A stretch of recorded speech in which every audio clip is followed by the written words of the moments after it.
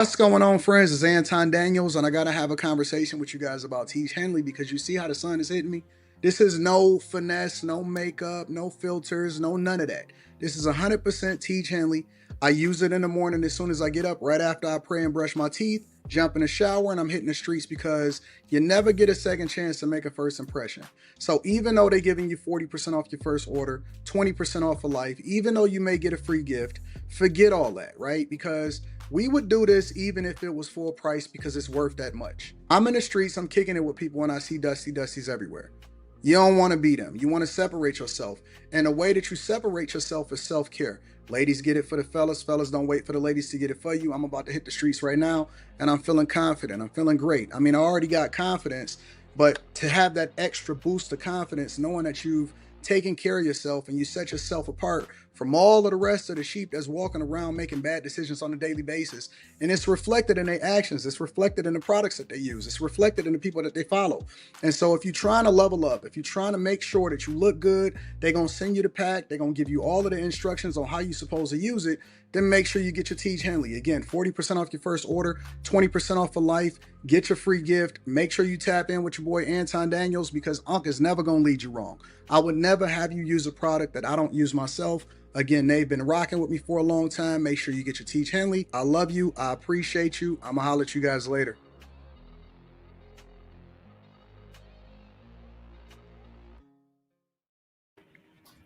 What's going on is Anton from antondaniels.com. I appreciate you guys for continuing to rock with us. Thank you for tuning in for another edition of After Hours. I got the whole crew here tonight. Now, this is it's got to be a special occasion. Maybe it's my birthday. I don't know. But we got Mika Molly. We also got Slimmy Carey and we got my dog Q. What up, y'all? How y'all feel? What's popping? I am Hey chilling. everybody. Oh shit. I can speak. I feel like I ain't seen Carrie. See, me and Mika, we stay in touch a little bit more offline. Carrie, I got beef with Carrie because Carrie be doing family shit. You know what I'm saying? Like she be on some on some mom on some mom wife yeah, I stuff. don't like that shit. I don't like it. I got beef with Carrie. I don't know why. I don't know I why. just missed one day. So what's going on, y'all? How y'all feel? I'm Better. wonderful. It's Doing Tuesday. good. It's March.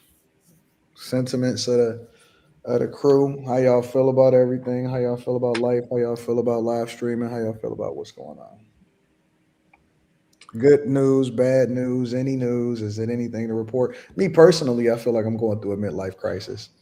But then I always feel like I'm going through a midlife crisis every year. At some point, I always feel like I'm going through a midlife crisis, but maybe everything is normal with everybody else. What does a midlife crisis feel like to you? Uh,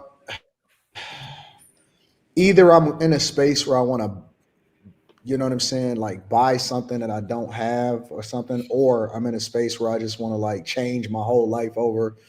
Right now, I'm in a space where I just like want to sell everything that I have and just start over, kind of sort of like. Weren't you in that space before where y'all were like, what do you call it?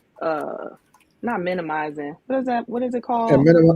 becoming a minimalist. Minimal, yeah, weren't you guys on that I'm always kind of not in too that long ago? space in a way because I I feel feel like I like got, I'm there mentally, but I never do it in my house. yeah. So I'm kind of in this space where I'm like, what's next? And I think it's partially because I've been recording this vlog, my life, and I was going through the editing process this morning, and I was like, I gotta take so much stuff out. I had to take so much stuff out, but then I didn't want to take stuff out, and so I got two different versions. I got my own personal version, and then I got the version that I might have to probably release for everybody else. So.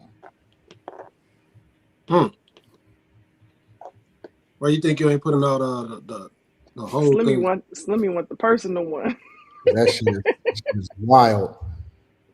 It is absolutely wild. It is 100% wild. Hmm. I don't know if it's wild. I just think that um like it ain't even all wild like that, to be honest with you.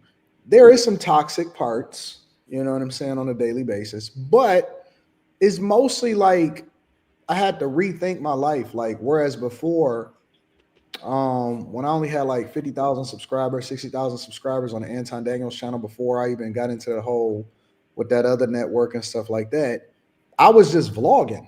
I was just living life. I was censoring myself a lot even back then because I was still in corporate America and I was dependent on corporate America for a lot of things. However, I wasn't as tripped out about where I, you know what I'm saying, about showing my address or where I was, all of that stuff. Now I got to go through, I got to make sure that I chop out certain people. I got to make sure that I don't show my daughter's license plate. You know what I'm saying? It's just too much. And it's like, and I can't even just live a regular life or vlog normally without having to worry about every single little detail of what's in there and what it can translate into or what the long-term ramifications would be about it. You know what I'm saying? Certain people that is in my life or in my vlogs or whatever. So, for example, I've had to chop some of them out because the internet will do what the internet do and find them and shit like that. You know what I'm saying? Like, it's some pretty significant people that I don't, you know what I'm saying? They got a lot of stuff going on and they don't, you know what I'm saying? They cool with it, but I know the ramifications a lot of times because their life will never be the same. You know what I'm saying? Just by being associated with me. So I don't like it. And it's kind of bothering me because it's like, damn, I got to censor myself to this extent. Do you have to? I don't have to. I'm okay with it, but I'm always mindful of how other people are affected. You know what I'm saying? I got people that got some people around me that got some really significant positions, significant stuff going on in their life. You know what I'm saying? So I don't know. I don't know. It's weird. Then I went, the weather changed here in the Midwest. So I went and played around with my cars and I'm like, man, do I even need this? And I'm only gonna drive this probably like 3 times this year. And maybe I should sell it. You can let me hold one. I'll bring it back when you get out of your rut. I'll bring it back. Which one you want? Whichever one is the cheapest No, insurance. Quentin can't get nothing unless I'm getting the Benz. Quentin can't get absolutely nothing. All Whichever right, one Mika's booty ain't set in. That will only be the Cybertruck. Yeah, Mr. Robinson said you can't get. Well, I got a new portion you haven't gotten in yet. Oh, that's because I told you. That's right, because I said don't pick me up. You don't want to ride in that one. You be acting extra. So, So yeah, I don't know. I'm trying to figure it out. Then I got to garage. It'll be safe. I'm about to modify my life around Carrie and all of that type of stuff. So yeah, Whatever. she wouldn't have been able to handle the conversation on Friday. She wouldn't. See how God works. Blessing. What was the conversation on Friday? How's my Molly and my Mika doing? My M&Ms. I'm disgusted to be speaking. Yeah. She said, said me too. No, me her voice too. was bad. Yeah, "Oh, I mean, you I mean was for sick, her?" but I I was wasn't about to be hoarse like you couldn't Mika. speak. It was bad. I'm doing okay. Mm-hmm. Well, hopefully you're feeling better. Thank you. I know you were sick. I was sick too. I was over snotting and sneezing. I think we was having a conversation offline about women not being able to live by themselves. Oh, yeah. Yeah, before Carrie jumped in. And Mika was saying that women can't be trusted to live by themselves most of the time. What? That was my interpretation. They gonna do something to themselves? That was my interpretation of it, is that women can't be Why they trusted can't be to be by trusted? themselves for an extended period of time. They need shepherding. Oh God. It was something similar. He put the Anton Daniels sprinkle on it. That's correct. That's Yeah, because correct. I'm like, what happened to them? I don't know. So, well, I mean, all we got to listen. If I need any advice, the only person here's an icebreaker question for y'all before we get into the show, because I got some subjects for you. Right? If you had to go to anybody on the panel for advice or something personal that you got going on in your life, and you can only pick one person, who are you going to? So, Q Diddy said he's going to Carrie. You going to Carrie? All right. Carrie, who you going You to? gotta say. What, do we have to say why? You can say whatever you want. If you Wait, don't why? want to say I think Carrie is probably the closest. As we're in the center. We're not far right or left, and we kind of when it comes to most things. Carrie, who you picking? You gonna get mad at me No, why would I get mad at you for picking who you want to pick? because I want to say it depends on what it is. Yep. It's, We it's mad. it's your answer. You can answer. I understand who you are. I embrace you for who you are. So it's your answer. You can say whatever you want to say. It depends on what it's about. Okay, so give me a couple different scenarios. Okay, so if it was about something with money, Mhm. then like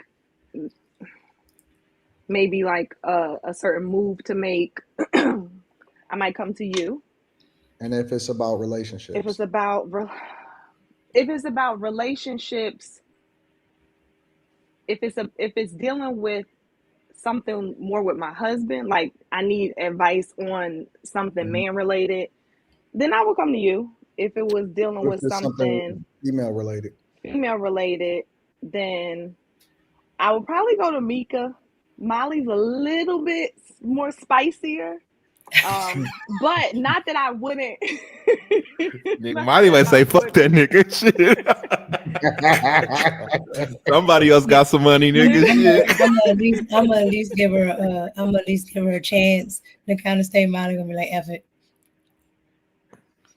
all Yeah, right. well, So I should have went to Carrie last because she messed up the game because she could only pick one person.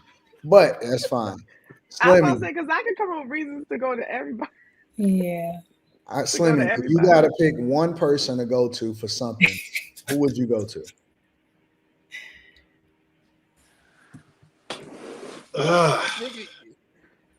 Nigga, you just did that like you ain't heard the question. Like it's a new Because question. I've been thinking this whole time, and I was just trying to go through different scenarios of. I think I'm gonna go with the Aries because I'm an Aries. Yeah. Oh, hell So no, I'm nigga. gonna That go. shit. I'm just gonna get like the advice that I would That nigga want for, said that I would give to zodiac somebody else. sign.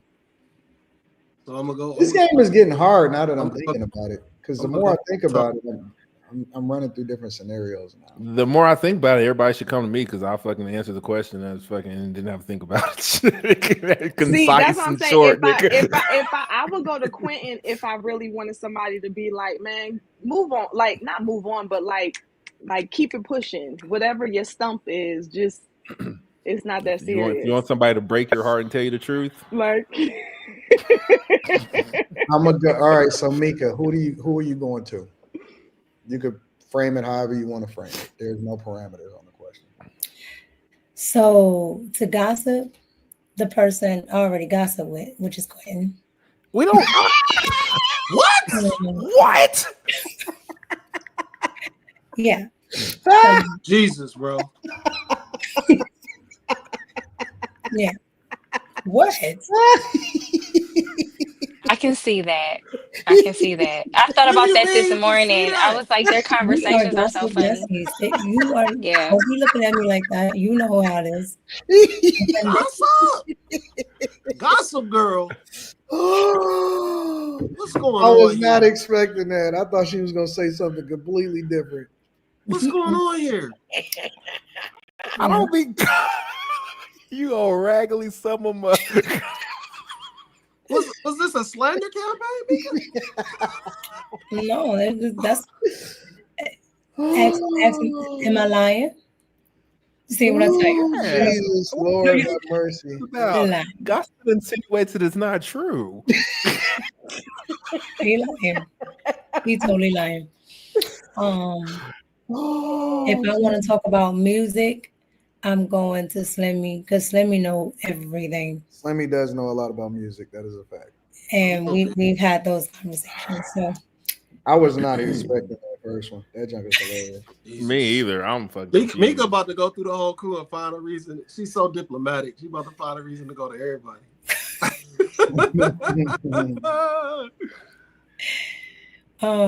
Perspective. Carrie and Anton are pretty much the same. Like I can talk to both of you guys about pretty much anything. Like I've talked to Carrie about a tons of things. I've talked to Anton about tons of things.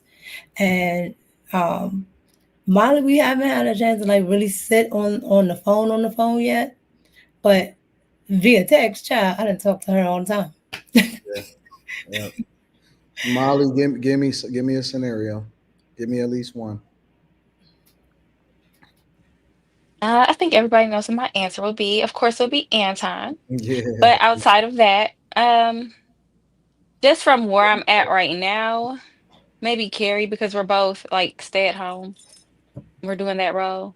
Yeah. So I can kind of understand what it's like being home and it kind of being a little lonely well, I'm not saying she's lonely, but or myself, but having friends that are at work and you're not at work, it's a little different to have a social life sometimes. Yeah. So, I don't know. I but I'll think talk to everybody. I think that Mika probably gave it the best for me because at first, when I first posed the question, I was thinking to myself, man, I'm going to Slimmy because that motherfucker don't trust nobody. Like, you know what I'm saying? He gonna give me the best advice to protect myself. But then everybody plays different roles in my life. You know what I'm saying? So I call Quentin a lot of times when I'm trying to find something or I'm trying to, you know what I'm saying, solve for a problem or I'm looking for, honestly, like if I'm looking for a woman to, hey man, who do you know on this side of the planet to take care of this business or whatever, I'll call Quentin. I call Mika a lot of times, especially when it comes to stuff related to content. Slimmy, I know that he's just gonna straight up give it to me and be like, yo, fuck that bitch. You know what I'm saying? Hey, not like that. Slimmy is gonna be on that type of time. You know what I'm saying? If I'm trying to figure out how to save my image, then I'll call Carrie. You know what I'm saying? If I'm about to make a very bad decision. And if I want to just chill and kick it, I'm calling Molly all day long. So everybody plays a different role. You know what I'm saying? So that's pretty interesting to think about it like I just need you guys to know I do not gossip with Mika. That was that just sounded so slanderous. Jesus, you made me feel like such a vagina. Like, what the fuck? and she drinking that tea out that cup too. Yeah. I want to gossip with somebody. Yeah. You just had It's funny in a couple of days because I couldn't talk. We got catching up today. It's okay. Oh, that's y'all conversations what it is funny reading it. It is. I said that this morning. I'm like, they're so funny. Y'all don't be knowing the inside jokes. Y'all be like, what the hell these niggas talking about? That's pretty funny. All right, we're gonna go with a light one and then we're gonna dig deeper today. So the kind of conversation or the title of this is called Decentering Men. And you guys will figure that out as we continue over to the conversation. But the first thing that I want to jump into is here, I'll just share this with you guys and then I'll frame the question. All right. Michelle Obama and her brother is starting a podcast, and it launches tomorrow. Check it out. Former First Lady Michelle Obama is making the leap to podcasting, and it's a family affair. She and her big brother, Craig Robinson, are launching IMO. The first 2 episodes are out tomorrow on YouTube. She says they'll cover topics ranging from relationships to parenting and financial planning. Mrs. Obama describes it as one small way to feel less alone navigating life's biggest questions. So, I'm not going to go to Slimmy because I already know that Slimmy is going to say something that's crazy. All right. So, I'm going to Slimmy last. So, in a general sense, here, let me go to the more diplomatic person. Carrie, what do you think about Michelle Obama launching a new podcast tomorrow with her brother? What are your expectations? Do you expect anything of it? Do you expect it to be good, bad, boring? What are your expectations, Carrie? I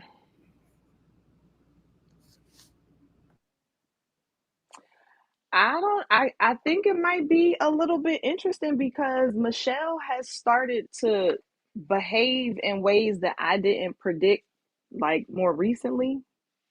The way that she presented herself in the beginning as Barack's wife, and like, I compliment him, he goes there, I go behind him, and then she just somewhere kind of busted out like, I'm Michelle Obama, like no mention of Obama. So I mean of Barack. So I think that it might be interesting because she might not keep quiet on certain things. Like she might not expose stuff, but she might go into Do you think areas that that we that's a wouldn't have good otherwise thought. idea or a bad idea? No. Oh no, I don't think it's a good idea. I don't think it's a good idea. That part, absolutely.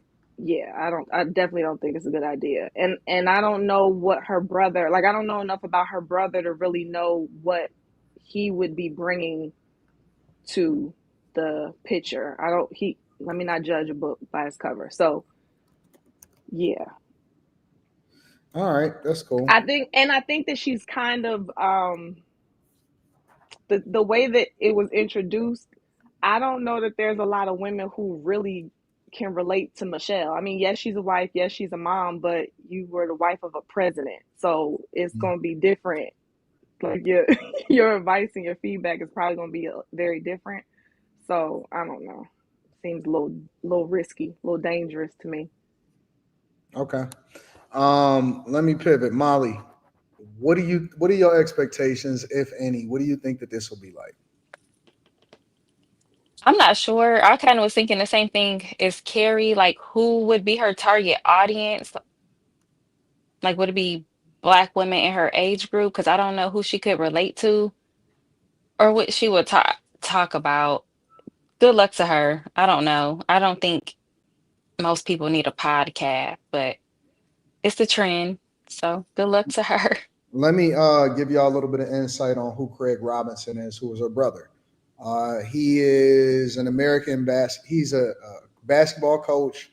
He's been a basketball executive, and he's been a broadcaster. He's a former head of men's basketball coach at Oregon State University and Brown University. He was a star forward at Princeton University in the 1980s, a bond trader in the 90s. He is currently the executive director of the National Association of Basketball Coaches.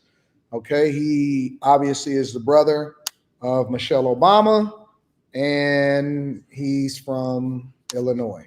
All right. I didn't hear wife or kids, so no wife, no kids.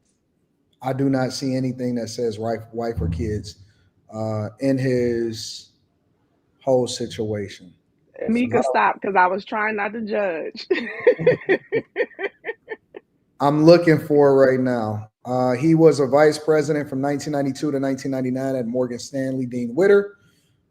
He was a managing director and partner at Loop Capital Markets, minority-owned boutique investment banking firm. He was a bond trader in the 90s. Graduated from the University of Chicago Graduate School of Business in 1992. MBA in finance from the University of Chicago. So he's the money component, probably. He looked like he's been pretty successful financially. So that's probably where that part came in. He's probably going to cover more of that, and Michelle will probably cover more of the relationship. It says Parenting. that while working in the business world, he kept his hand in basketball by doing area scouting for Princeton, coaching 1 year at the University of Chicago Laboratory Schools, earned a high six-figure income in his business career. Eventually decided the financial world had lost its appeal and found his luxury lifestyle was not enough to save his marriage to Janice Robinson. By 2000, he was going through a divorce. He has 2 children from his first marriage. A son, Avery, born in 1992, a daughter named Leslie, born in 1996. He remarried in June 2006 to his current wife, Kelly, and they became parents of sons Austin and Aaron in 2010 and 12.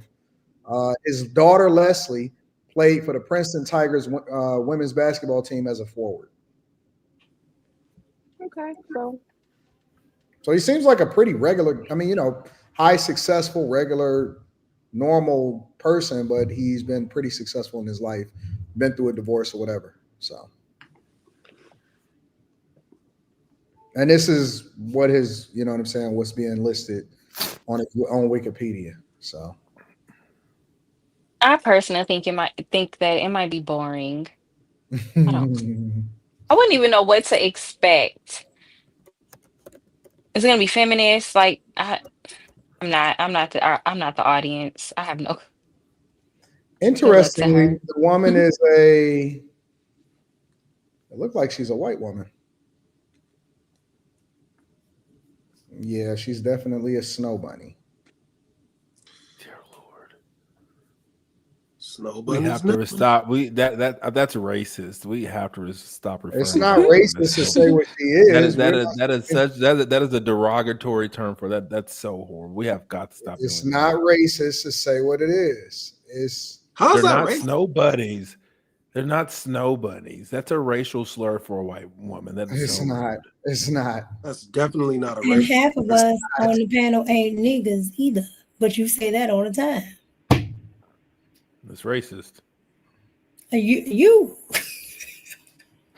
I'm not denying it. Like, what the fuck? It's not. So this is his wife right here. I'll show y'all a quick preview of his wife. That's his wife. God damn it, he looked just like his sister, bro.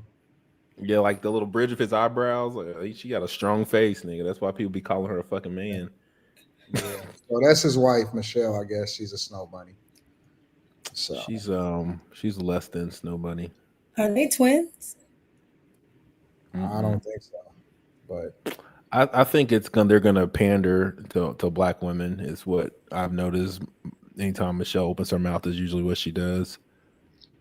Maybe he'll rein in the Negroes, but I don't know.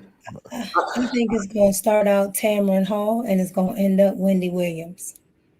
I don't know. I think it's going to be boring, honestly. Well, let me get Slimmy's perspective. Yeah, I've never watched any of that, but Slimmy, what are your thoughts? You say what? Slimmy, what are your reasonable thoughts on on Michelle Obama's potential new podcast? We're brothers. We're happy and we're fighting and we're colored. Give me a high five. No, come on, man. Fuck. I give 0 fucks. That shit gonna be terrible. You think it's gonna be terrible? I don't watch half of the podcasts now, and even the ones that I like, I don't watch them. I don't have enough time. I'll be on here. I'll be on Anton Daniels' channel. I try to check out Angry Man. I try to check out 2K. I try to check out Mika. Like, it's so much shit. I'm not watching these other podcasts because I can't. Then it's like it be people up there, they start talking crazy, and I don't want to hear that shit. Like Nick Young, I just was checking, like I'm listening. That nigga get on my fucking nerves, man. I don't want to listen to Michelle Obama. Hell no. You muted. Oh, okay. I thought you were saying something. But yeah, no, I don't want to hear nothing from Michelle Obama, man. But objectively, Slimmy, do you think that there's an audience for her to where she will be successful in the podcasting world? She was. So the thing is, Removing yourself from it, do you think that she has a long-standing? Do you think that she has a possibility to be interesting enough to be able to carry a podcast or carry a YouTube show, and be successful at it? Because, like, I'll give you an example. I think that LeBron James' wife failed miserably. Yeah, I was about to say Savannah failed, but nobody really wanted to hear from Savannah. People want to hear from Michelle Obama. They actually want to hear from her. But the thing is, I don't think she's capable. Like, she can speak well, she's eloquent, but podcasting is totally different. You have to be able to engage. I agree. I don't see that. I don't see anything spectacular about what would come out of her mouth that would even draw in somebody who wasn't into politics, who wasn't into Black culture, who wasn't looking at her as, oh, like, if you get a random white person and you say, hey, Michelle Obama got a podcast, I'm like, I don't give a fuck. You get a random white person. No, them liberal white women, they love it. They love it. A random liberal white. I live in DC. It's nothing but them white liberal women. Oh my God, Michelle Obama is like forever, like everything. You can't just put a category. You just got a random person. It's enough liberal white women that will go and support it just because of guilt. That's a group. That's one group. I think y'all need to take out your political affiliation or what you feel about liberals, but she's literally about to run this shit up with Black women. Nigga, she had that little Dallas thing in Dallas and they sold that motherfucker out, nigga. They bought her damn book, nigga. The 92% that voted for Kamala about to watch this shit on repeat. But that's not just enough. Black women she gets the majority, which is all of the Black women and all of the liberal white women. That's a lie. Okay. Like, they love her. But even then, without it being gossip, how is she going to keep them engaged? Well, I mean, she has personality. She Wendy Williams. Like, Wendy Williams. What did I say? The question, y'all talking intangibles. How is she going to keep people engaged? Like, what is she going to talk about? That people anything that Anton Daniels from antondaniels.com talks about, but her perspective. that's where I think I don't think that she's going to tackle the subjects that are popular at the time. I don't think that she's going to tackle whatever it is that's happening. I think that she's going to keep it very general. Oh my God, you know what I'm saying? I don't think that she has the thing about content creation and podcasting is that you gotta like Slim. I agree with Slimmy. You gotta engage, and you gotta take a position. You can't be safe, and you know what I'm saying. It's got to be kind of like a real time situation. I don't think that Michelle Obama has the ability or the balls to put herself out there, especially considering that she's still a representation of her husband. I do not think that she has the ability to be able to navigate through these waters, have an opinion, and really get into the mix of things the way you have to in order to be engaging. I don't know about that. With how she okay, so I'll give you an example. Let's say the popular conversation is because everything that was described had nothing to do with politics. It was, you know what I'm saying, life, navigating, being a parent, all of that other shit. Come on, man. You know what I'm saying? This isn't even like a live thing. This is a pre-recorded. There's a trailer out. The episodes are gonna release on this. This is not a talk show. This is not legacy media, legacy TV. This is, you have to have a definitive opinion about a specific person or a specific subject or whatever. Like, I don't think that she got the balls to tackle a Kendrick Lamar at the Super Bowl type of thing when that was happening. I don't agree with that woman at all. But what I'm saying is, I think she will. I think she's going to start out safe. And I think slowly but surely, she's going to drip into, the gossip because, one, she's liberal. They can't help themselves. They got Trump derangement syndrome. Like, they're going to do it. They're going to go down that hole in politics. They're going to go down that hole in race. They're going to go down that hole in feminism. I'm telling you, it's going to start off Tamron and it's going to end up Wendy Williams. Watch. Let me address something. I want somebody to understand. Somebody said in the chat, I'm gonna address this really quickly because I like to engage with the audience. Somebody said, you guys are not popular like that. You act like you get millions of views. Let me be very clear, big dog. At my height, I get 26 million views a month. At my lowest, I average 14 million views across all platforms, and that's just on YouTube. That has nothing to do with Instagram. That has nothing to do with TikTok. So let me be very, very clear.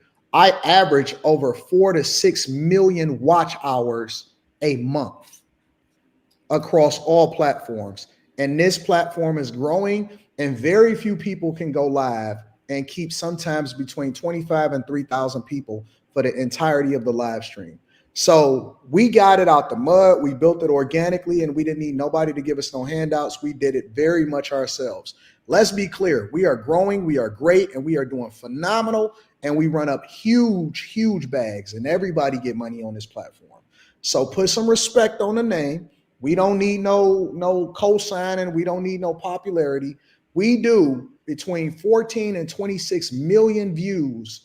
Long form content, not that repeat shit that you see on TikTok, long form content every single month. And we grow every single month. So be careful who you're talking about, because we outpace everybody. Nobody is fucking with us unless you are fucking Candace Owens, you are Piers Morgan, or any of those type of people. I want you to understand what you're talking about. And you can Google my numbers. My shit is real. We do 6 figures every single month, no sponsorships. All right? Be careful. Let's continue. And everybody got to start somewhere.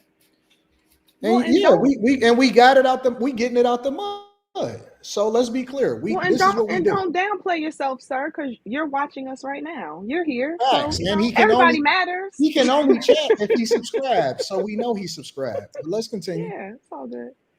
But I think she definitely will. That's why I said I think it'll actually be a little interesting, because the new Michelle has been speaking about things that I wouldn't think she would otherwise speak about. And then I did get her, I don't know if she did a second book, but I got her first book, and she does, I mean, I have to give it to her. She definitely does talk about stuff in her marriage. So I don't think she's gonna be playing it safe. That's why I fear it for her, because I think, like Mika said, she's gonna run right into the trap of talking about too much. And it's pre-recorded, so you know I think that's different though, Carrie. Oh, that's true. When we do it live, it just happened. We just say dumb shit. When it's pre-recorded, you can have other people look at it and all of that stuff. I don't see it. I don't see her being that risky. So here's a question for y'all then. So since it is pre-recorded, do you think that Obama is going to make sure he sees it before she puts each one out? No. I think that they got handlers. Gotcha. And as long as you got handlers, you can be controlled. Well, why the handlers ain't handle Kamala? Well, think about it like this. You got to think about it also, Mika. They have other interests. They have other deals with Netflix. When you got deals and stuff like that, you kind of got to censor yourself a little bit. But Anton, it's cool right now for the Democratic Black women to be telling all their business, to be cursing. Like, for some reason, all the Democrats got Netflix deals. All the Democrats are going out of their way. They don't have Netflix deals, Mika. They don't have book deals. They don't have other interests. They don't have a presidential library. You know what I'm saying? We're gonna get into Jasmine Crockett next, because I want to explore her too. But they not flying on private planes. Okay. That's just my opinion. It don't mean that it's right. I think it's going to be trash. I'm just like, okay. I think that it's going to do numbers the first couple episodes, and it's going to taper off. Because everybody want to know what it is. We going to react to it, and then it's just going to taper off, and it ain't going to, you know what I'm saying? It probably will exist. Probably will do okay. But I can't think of anything that when you can create content that other people want to react to, that's when you know you got something. When you can't, you know what I'm saying? When it's not something for other people to be able to have an opinion about, I don't think it means anything. But she has the popularity. I think we're in a different world, Carrie. I think it's a difference between writing a book and wanting to hear somebody's opinion on something. I don't know, because it seems like her new, going back to what Molly was asking, like who's her target audience. I'm thinking that her target audience is now I'm not going to say angry black woman, but like that vocal black woman who has been upset lately. That's the same thing. The upset black woman. I think she's gonna play it safe. I think she's gonna talk in general. Even when she talks about her marriage, she just talks in general. She just be like, and there were some hard times, you know, and she talk about it and probably a little bit more than she should. Like him. But she don't. It's not. That was a big note. That was big because she normally don't talk like that. She getting it. I don't see. Do y'all really want to watch that shit? Who gonna watch it? I kind of feel bad because before I would have been so excited by this because I loved Michelle Obama. It's actually like tugging at me that I feel the way I feel about the Obamas right now. Like I feel. Dude, okay, let me ask you a question, Carrie. They just disappointed me so much. Do you care enough about what she has going on now to where you would tune in to see what she is saying about, to see what her and Craig got something to say about? No, I don't. I think that I would tune in because now, first of all, I didn't even know about this till you said it. So there's that. But now I would tune in because now I'm just curious of how it will be. I'm curious of how she's going to do it. I think this would have been a great thing to ask Kim because she loves some Michelle Obama. Does she? Yes. Do you think that she'll ruin her image with black? Do you think it's a possibility she can ruin her image with black women? Nope. I don't think you can ruin your image with black women unless you go against them. That's a fair point. Unless you a pick me.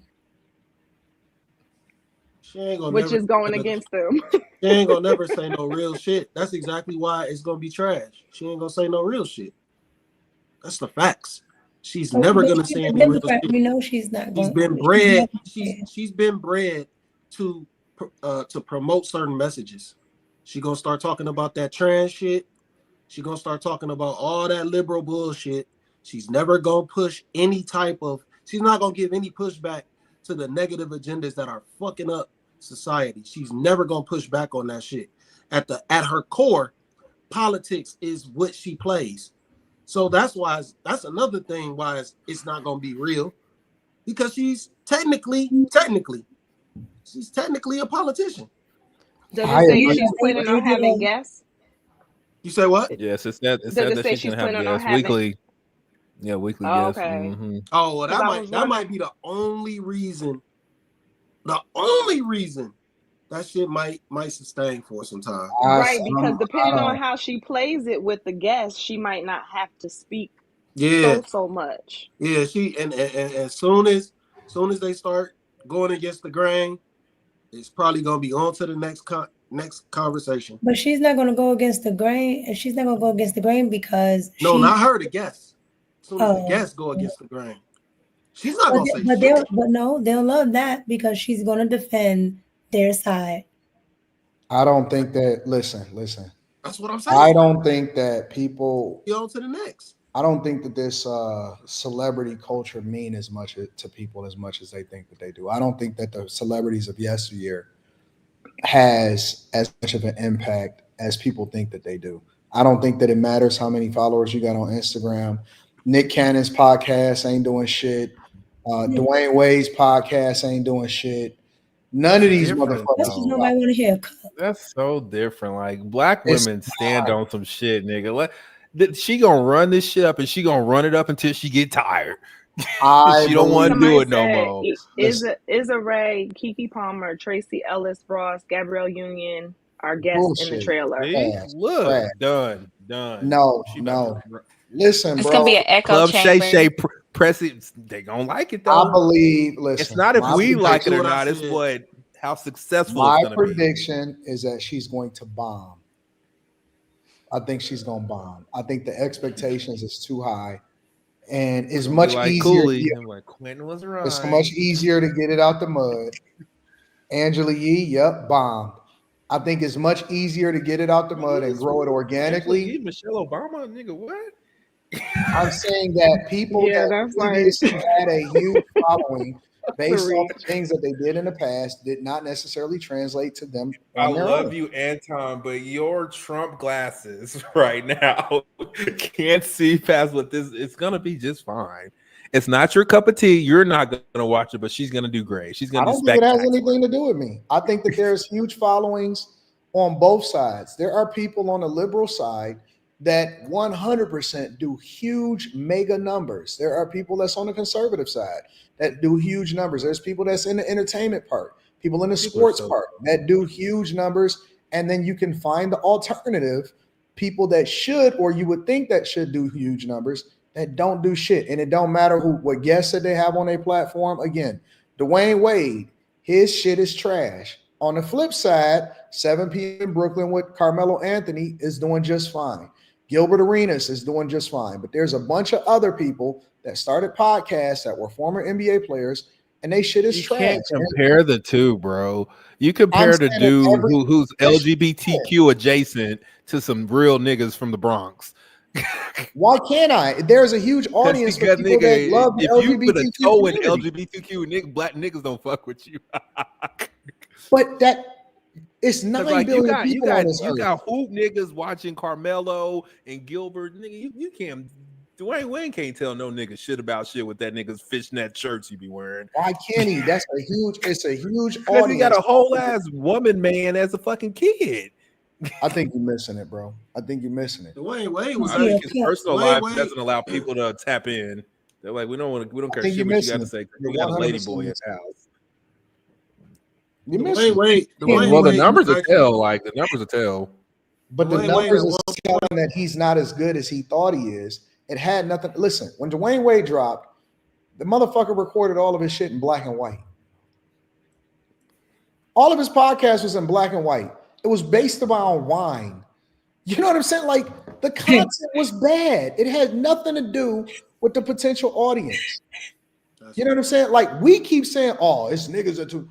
Black people is not the only people that watch podcasts. There's mega podcasts on the flip side of other people that watch podcasts that's not black too. Or it's a huge community. There are gay podcasters or sassy ass motherfuckers that do big numbers on a regular basis because they tap into their audience and they know what they're talking about. I think as long as you know what you're talking about, like I've seen podcasts for everything, like literally everything. But at the end of the day, I just don't think nobody wants to tune in to hear Dwayne Wade talk about anything. Well, but on the flip side, when he gets interviewed and he has the right person pull the right questions out of him, it could be some very interesting shit that he said. But he's being interviewed, like with him running a podcast is different. But see, that's what I'm saying is that I believe personally that you have to have the right people. Okay, like I'll give you an example. Mello, as good as 7 p.m. in Brooklyn is, I'm not sure most of these people that have platforms that is even doing well, they need other people to assist them to drive the questions, to drive the podcast itself. And they're kind of like a personality on it. There is their podcast or they partner with other people to do it, but they need help. Very few people can do one on their own. I don't think Michelle Obama and Craig Robinson.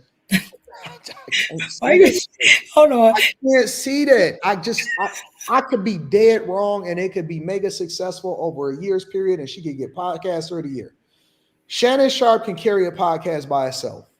He doesn't need any help. He just don't need any help. I think the thing is though, like we're confusing like being able to actually be entertaining with political views and who's going to be on there. Like the guests, I get it. I get what the guests are going. I get what they're going to do. They're going to do some numbers because they get Gabrielle Union up there. Gabrielle Union just did an interview and that shit didn't do no numbers. But with Michelle Obama, it being promoted, this is going to get promotion. They're going to push this shit. But the entertainment value, it's going to lack. It's going to lack. Or it's just going to be Gossip Girl shit. And who's going to watch Gossip Girl with a man sitting up there, a straight man? That ain't going to work. Well, the same people that go and watch Angela Rye and Andrew Gilliam. It ain't popping either. Wait. Is Craig Robinson gonna be like a mediator? Because like Angela Rye's podcast. What is that? The Native Land Pod? Native Pod. Mm-hmm. It's trash. Oh, I agree. You know, I only go to it when she crash out. But I'm just saying. What's his name? Andrew Gilliam, who got found in the hotel with the dudes. He on there trash. Yeah, that's what I'm saying. He only with two women. What is this basketball coach gonna do up there? I don't know. Is he gonna be immediate? Yeah, it could be the trailer, Anton. I just don't see it. Can you play the trailer? I don't know if they got a trailer. I wasn't able to find a trailer. Hold on, let me see. Oh, Carrie just sent it to me. Oh, you got the trailer in the back chat? That's the trailer? Yeah. Let me see if I can find it. Give me a second. All right, I'm about to play it. This should be fine. This is gonna tell everything. All right, I didn't see the trailer. I'm about to play the trailer. This is gonna tell everything. This should be interesting. Somebody said it was a trailer earlier. Who was that, Quinn? All right, trailer time. This is what you get, buddy. Michelle. And I am Craig.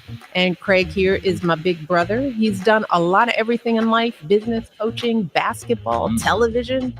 He's always been one of the very few people I can turn to whenever I need just about anything. And you all know my sister Michelle, or Mish as our family has always called her. We are so excited for you to listen to our brand new podcast. It's called IMO with Michelle Obama and Craig Robinson. Together, Craig and I are going to take your questions about the challenges you're grappling with in life, because let's be real, we are living through some really complicated and confusing times, and people are feeling more alone than ever. But what I've learned is that if you're feeling a certain kind of way, the reality is that others are probably feeling that way too.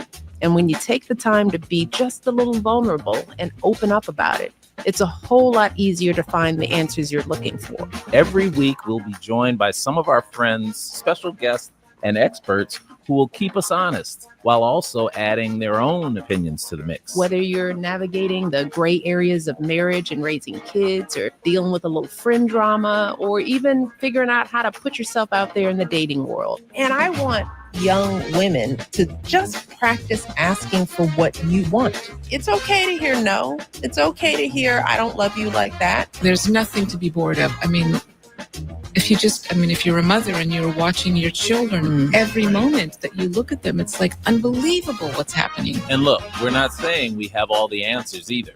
Far from it. But we do have plenty of opinions, don't we? You sharing your weakness makes you strong. Like you being able to tell them, I went through this, I found help, and I've come out the other side. Like, it's one thing to say I want to achieve this for me, and then there's another thing to say I want to achieve something because I'm expecting all of this to come with it. One of the most difficult things to do is realizing that relationships have their limits. There are. And this shit look boring as hell, bro. Whatever, nigga. They about to run this shit to the moon, nigga. Let it finish, Anton. It's like 40 Keep seconds. going. I'm gonna play the rest of it. Relationships that simply are not going to function. I'm a boss. Are you okay being the Can you level up? Can you level up? And then he's running away going, it's like, she's aggressive. So get in touch, send us your questions, and join us every week on IMO with Michelle Obama and Craig Robinson. Subscribe or follow on YouTube, Apple, Spotify, Audible, or wherever you get your podcasts. So what's the next letter? Thank you so much. Give me Yeah, come on. Black people about to wear this shit out like a whore on Friday night, nigga. I'm ready for my content. One big liberal echo chamber. That's all that podcast is about to be. And the liberals are gonna fucking love it and run that shit to the moon. They are gonna love it. They need somewhere to go. They need somewhere to rest. They're gonna love that shit. It's a lot of reasoning on that podcast. I can't wait. But some of the stuff that she was starting to say, I don't know. For a certain group of people, they gonna love I'm it. sick and tired. They gonna tune into that shit like I tune in to Pop the Balloon every Wednesday. No fucking way. No way. No way. Hell no. I'm not going to, bro. I think it'll fall off at some point, though. I don't see people being consistent viewers. Man, Please, as long as they're white women who hate Donald Trump. This is why I would get my advice from Carrie. He's the only one in the middle, right with me. Talk about relationships. Think about what they talk about. They talk about relationships. They're talking about. They trying to be relatable, but they using like the wrong. What the fuck, bro? They using like celebrities. If you want to be relatable, I feel like you need to be talking to grassroots, everyday people. Goggles, my love. I don't care what fucking celebrities think. I don't either. Most people don't. That's what I'm saying. Who does? That's so cliche, man. This shit is Cameron. You don't fuck with Cameron's podcast. I mean, but that we Ray being up there with Michelle Obama is so typical. It is. Like, I don't understand why the fuck you can't think outside the box. I agree. I don't understand this shit. Everything is always the same. It's the same old shit. I know what the fuck is gonna hit for. I don't want to check for that shit, man. It's like, damn. At least they could have had Michael Jordan on there. You gonna get a fucking celebrity? Get somebody outside the fucking box. Facts. You can't get Michael Jordan. Like all those white guys that you can't name who their names were. No, he sang in, I can't think of his name. He sings deep. He sang in We Are the World. There's like 4 white guys on there, like they weren't typical at all. I mean, was that Bruce Bruce Springsteen? Is that his name? None of them were Was that him? typical. That one Bruce Springsteen up there, wasn't it? No. I can't think of his name. No, Bruce And then Springsteen I went up like what's his name? With the pretty eyes. He and his wife both have really pretty eyes. I can't think of his name right now because I watch his podcast. Man, fuck him. What's his name? The guy with the pretty eyes. They just showed him. Can't think of his name.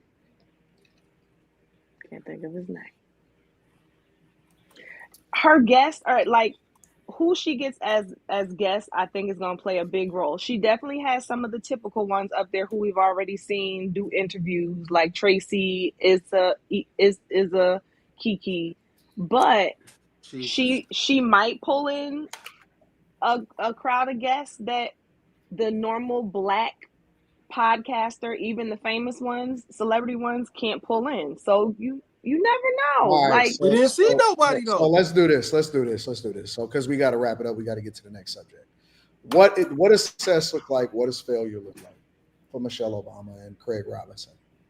Man, Jay Shetty. Thank you guys. Jay Shetty. I love Jay Shetty. They gotta do 50 million. That was Bruce Springsteen, Slimmy. No, they gotta do 50 million for that. Not 50. No, I don't think that they gotta do that. I don't even think that's her goal. Her channel only has about 8,000 subscribers right now. I really don't think that Michelle is doing it for the numbers. I think she's doing it for what it's doing for her. You're lying, Carrie. She got 8,000. It was always about the. I really don't think she's doing it for the numbers. I would rather listen to Gavin Newsom's podcast than Michelle Obama. That podcast was trash. Oh my God, I had to sit through that. Who, Charlie Kirk? No, Gavin Newsom. Yeah, well, he interviewed Charlie Kirk. If she was doing it for the numbers, though, I would rather listen to Gavin Newsom than Michelle Obama, bro. Wouldn't she be trying to do it on like someone else's platform? No, I mean, YouTube is She on YouTube. the long. No. I don't mean not YouTube. I'm saying like with a network.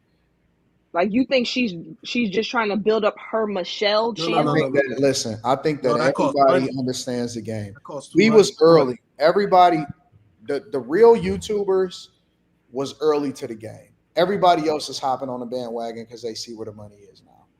You right, Carrie. So you think this is for the money? 100%. So was she leaving Obama? Yeah. No, I mean, I think that they all it's all money in.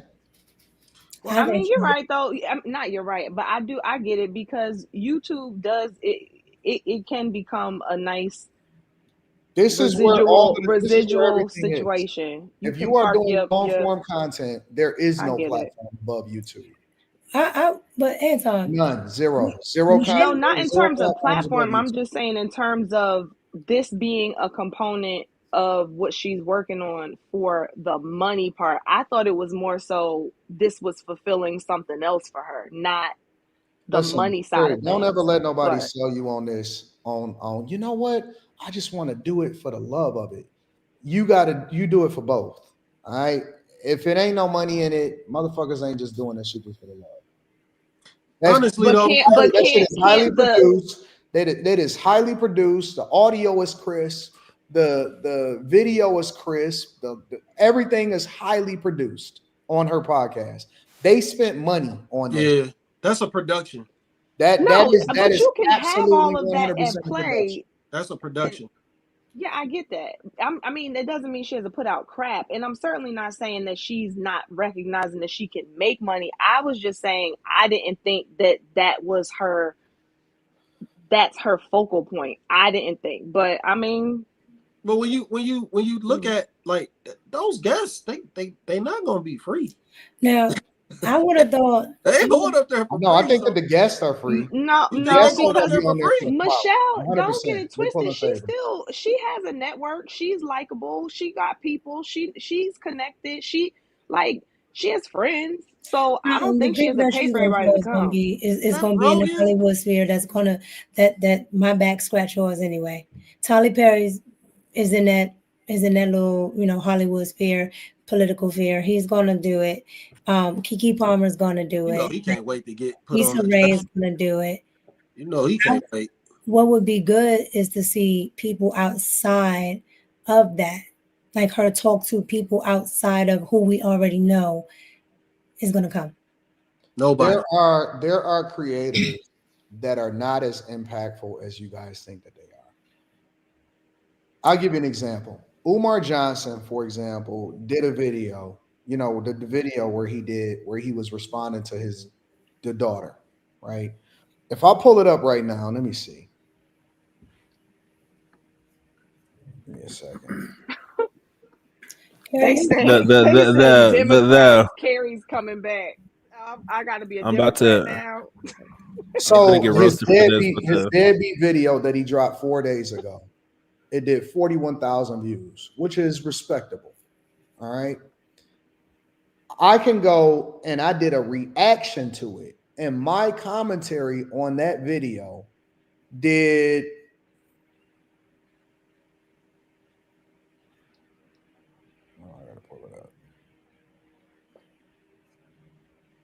164,000 views. Carrie bounced. He did 41,000. And I did it, that was 4 days ago. And the same 4 days ago, I did 164,000. Anton, when Carrie said what she said about the subs, I looked at it. We have the same subs, and she's Michelle Obama. I don't think that the sub. That's low, bro. I would have thought Michelle Obama just off of saying I have something. No, they don't know. Anybody who knows about it though? Like I didn't even know about it till right now. That's crazy. But once that thing goes to Instagram and Facebook and they start promoting it for real, and they're not just promoting it on YouTube, it'll probably get about Right, it'll probably get up to about people 50K. you remember when Candace first got fired, right? Candace literally just opened back up the page and instantly millions poured over there.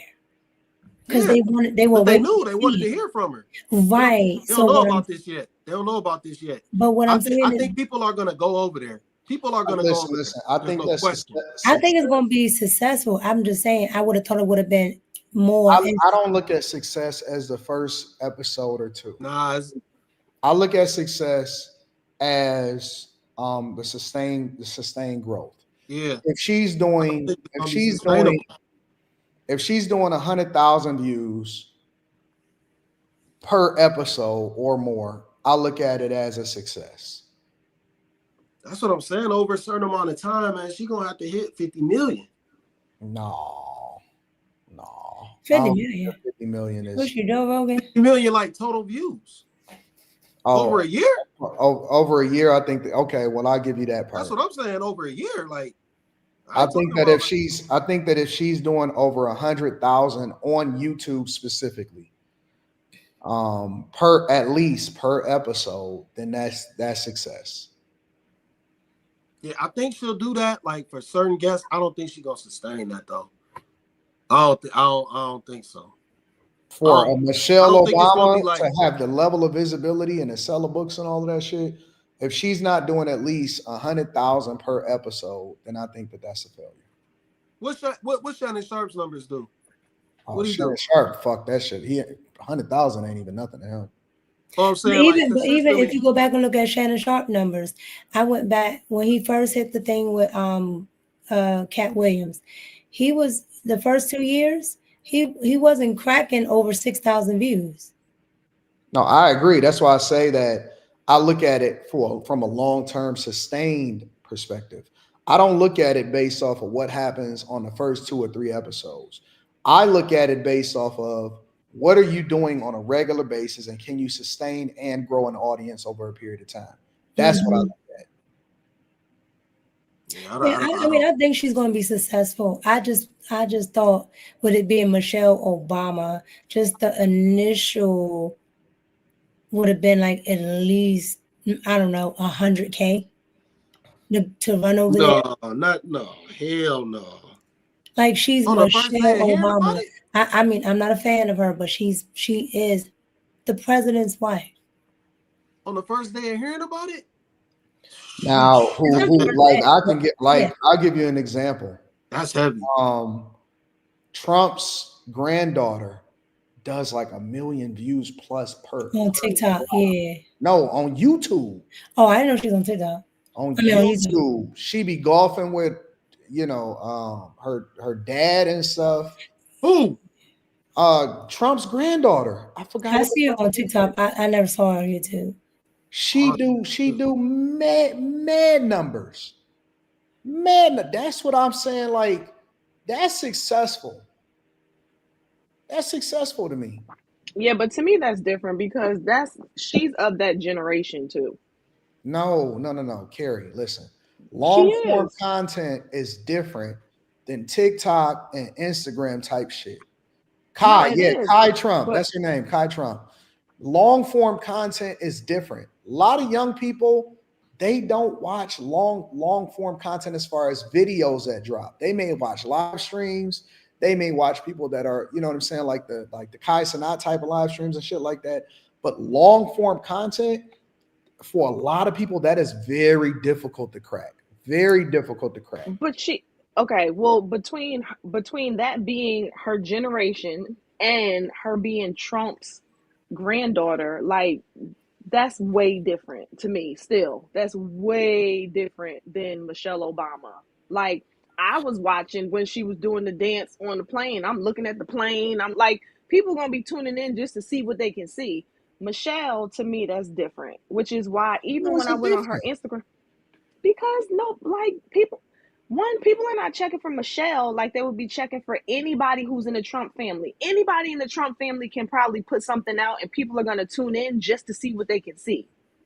So basically we making excuses for why Michelle Obama is not going to do numbers if she don't do numbers. No, I'm not making an excuse. I'm just saying that's two different people with two different sets of what's her name got influence built in because she's Kai Trump. Trump's I didn't even know who granddaughter. the fuck Kai Trump was. I didn't know her name, but I knew who she was because I don't even remember how I saw the clip of her on the plane doing the Trump dance. Because the dance went viral. He's talking about that, yeah. Yeah, so I like, but again, I saw it because it went viral because it's Trump's granddaughter. Whereas Michelle is, Obama has done worldwide tours. so what? What do you mean, so what? So what? That's way different than having Trump's name behind you. That's way different. And So not you for telling nothing, me that not for nothing, she just Obama is supposed announced to be the let's be clear. Like Trump is Trump, but Obama is the closest thing to Trump on the liberal side. There is no bigger name. There is no bigger name on the Democrat side than Obama. Yeah, It might not Obama there might not be a bigger name, but that doesn't mean that name is as big as Trump's name. Obama could be the biggest name, but he could be a 7. Trump But my can point be a is that 20. there is no excuse for Michelle Obama to not be able to at least compete with Trump's granddaughter. Considering that somebody said she had 56 million followers on Instagram. There's totally an excuse for that. One, she's I didn't see her on YouTube, so I can't speak about YouTube. She's on TikTok. She's on platforms that go viral easily. I don't even know if Michelle has a TikTok page. I don't even know that. And if you look at Michelle's Instagram page, she just announced this. It's almost like they were sitting at the table last night, even though they weren't, because they clearly recorded these interviews. I don't know why they just announced it like today that they're launching tomorrow. So that alone, nobody knows about it. This is crazy. I think what's crazy is we're saying she's not going to be interesting for an hour. Right.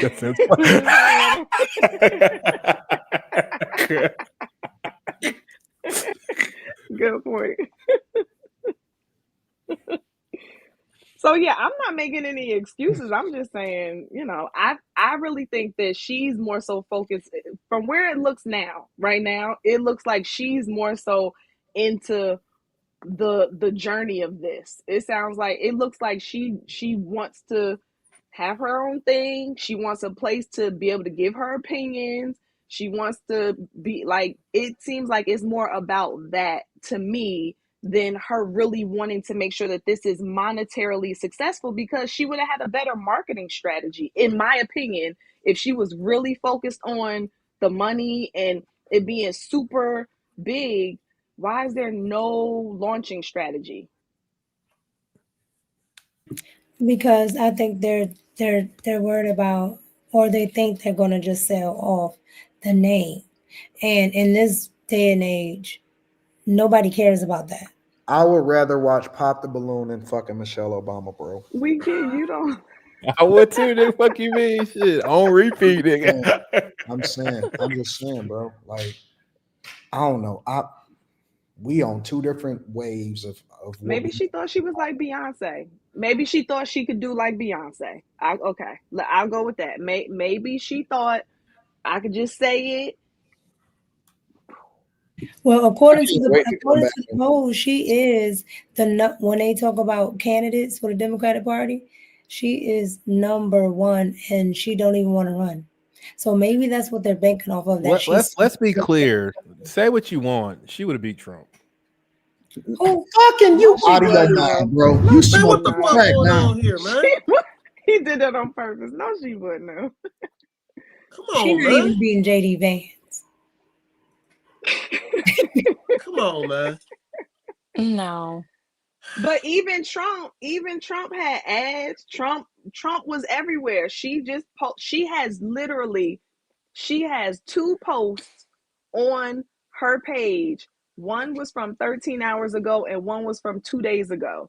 Now, clearly she recorded these interviews already. I don't see any clips unless I'm missing something. I could be missing something, but I don't see any clips on her page saying something's coming soon. I don't see any of that. So I don't get her launching The DNC strategy. must be running it. I don't know who she got on her team, but you got another one, Slimmy? What is that? That's that same one. I ain't used the only time that you listen. that one yet. The only way that they gonna give us anything for us to review is they gotta say something controversial. They gotta say something meaningful. They gotta say something that actually goes viral. If they don't, if they just talking bullshit, then they just on some, hey, yeah, because you don't know what you don't know until you get into it type. Like if they on that type shit, man, ain't nobody long term, ain't nobody checking for that. See. Well, let me ask this question. Let me ask this question. Her brother got the same post. So think about the conversations we have on here, just on here, and how they could be kind of striking to most people. These are regular conversations to us, though.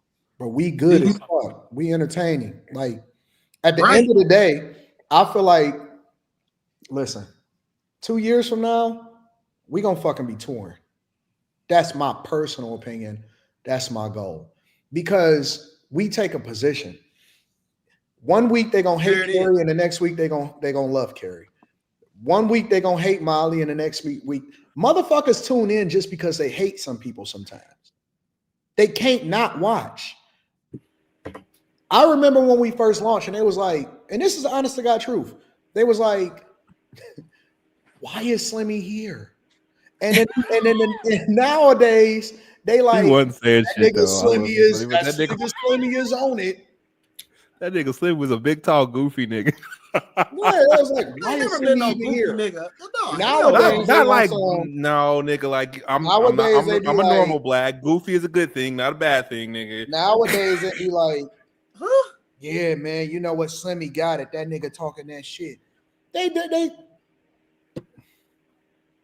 because I know nigga, y'all hate me because you ain't me, nigga. Fuck you, anonymous, yo bitch ass nigga. When the real y'all come out, people gonna be like, you know what? I hate him. I love him.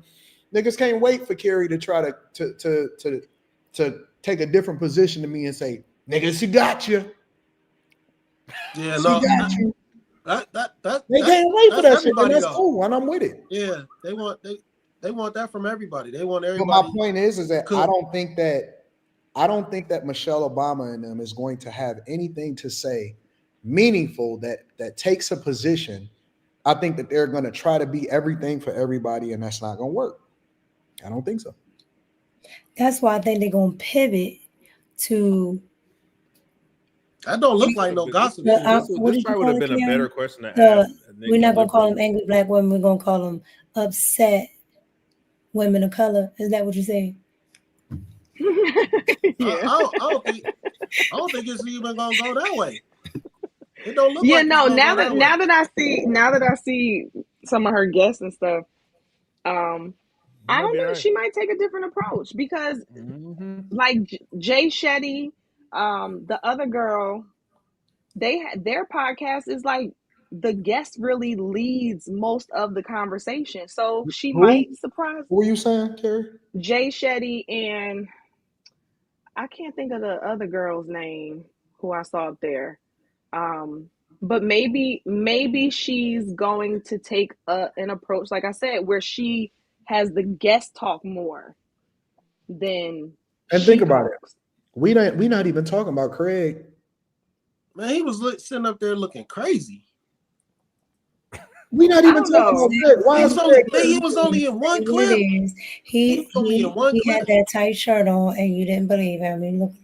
He was honestly, y'all, I wouldn't be surprised if this dwindles out, not because of popularity, but because it's not really what she wants to do long term. Like they just started the Instagram page for IMO in January, and if you look at their posts, the MIO page, her page, and Craig, they all have the same 2 posts at the same time. So it's like it's giving the whole like, all right, we're gonna start put this on your page, put this on my page. Okay, great. And no, they just used it. They just put them all together at the same No, time. I know what they. This is what I know think. what they did. I I'm don't just think saying. that I don't think that they understand the climate that we in. I don't think that they understand all of what it will likely take to really build this out. That's what I think. I think the more I'm looking, I just think this is going to be a couple of maybe months thing, unless it really picks up. I just see it just being like, If that's what that was, I was wondering why you breaking the banana. You gotta break that motherfucker. You can't eat it Man, normal I ain't like breaking no no fucking banana. monkey. Getting all that shit on my hands. Like, just eat why the you so just scared like to eat that. your banana, Anton? I'm You biting bite that bitch and banana. breaking You it. bite that banana. Do that again, Carrie. What the fuck was that? You put the No, you can't. You stay on camera. You can't cut off. You stay on camera. I mean, you cannot do that. You violated. What You can't escape Why your are own y'all off violation. camera? Why are y'all off Did you camera? not see how she eats bananas, nigga? Yes, I see how she eats bananas, but y'all shouldn't go. No, that I look don't like really two-hand eat twister to me. bananas That like did not look that. like eating no banana. That What's was wrong two-hand with twister. what did she just we say? saw what we saw. That was two-hand twister. That's not eating a banana. That was not. No. That is the perfect way to eat bananas. Oh my god. Carrie just exposed something. Never mind. No, Let it go. we saw what we saw. Let it go. Now they in love I with didn't realize. I forgot you can't do anything online. You definitely can't do that. Yes, you can. You can do whatever. You can do whatever you want to do. And don't you That gave boomerang fucking that, Cookie Anton. Monster. That 1000% Don't gave boomerang Cookie it. Monster Don't vibes. clip it and boomerang it. This is gonna be. Yum yum yum yum yum yum. That was Cookie Monster all the way, man. Good grief. My God. Let me read some of these super chats, bro. Then we gonna pivot. Let's see. Mr. Robinson says Mika don't be acting extra. Anton, she acts in the way she knows that would make me happy. No Cybertruck. How you doing, baby? You feel better? I'm picking Molly. She ain't no rat. Slimmy had me in tears on Friday's stream talking about the original Wagoneer for the panel. I love it here. Damn Q Diddy, she blew up your spot. Michelle is leading black women down a rabbit hole. Michelle is only Michelle because of Barack. I believe that. That's a fact. Right. If they divorce, she's a through piece. Done. Put a fork in it. Seriously, I think divorce is imminent. Through piece, where you from? Pushing Democrats' agenda. Shout out to you. Master Barber says Michelle is going to build the Democrat Party and run for president in 2028. She gonna lose. She gonna lose because it ain't shit to do in 26, nigga. Nigga sound like Macy Gray. Yeah, right. Chef says desperate move by the Democrats to reach a new audience that they will never regain. It will end up hurting the party and giving us more content to clown. Why does Mika still have that cold? Beulah didn't give her Abuela. Who is abuela? Grandma. It means grandma. Grandmother. Didn't give her no home remedies.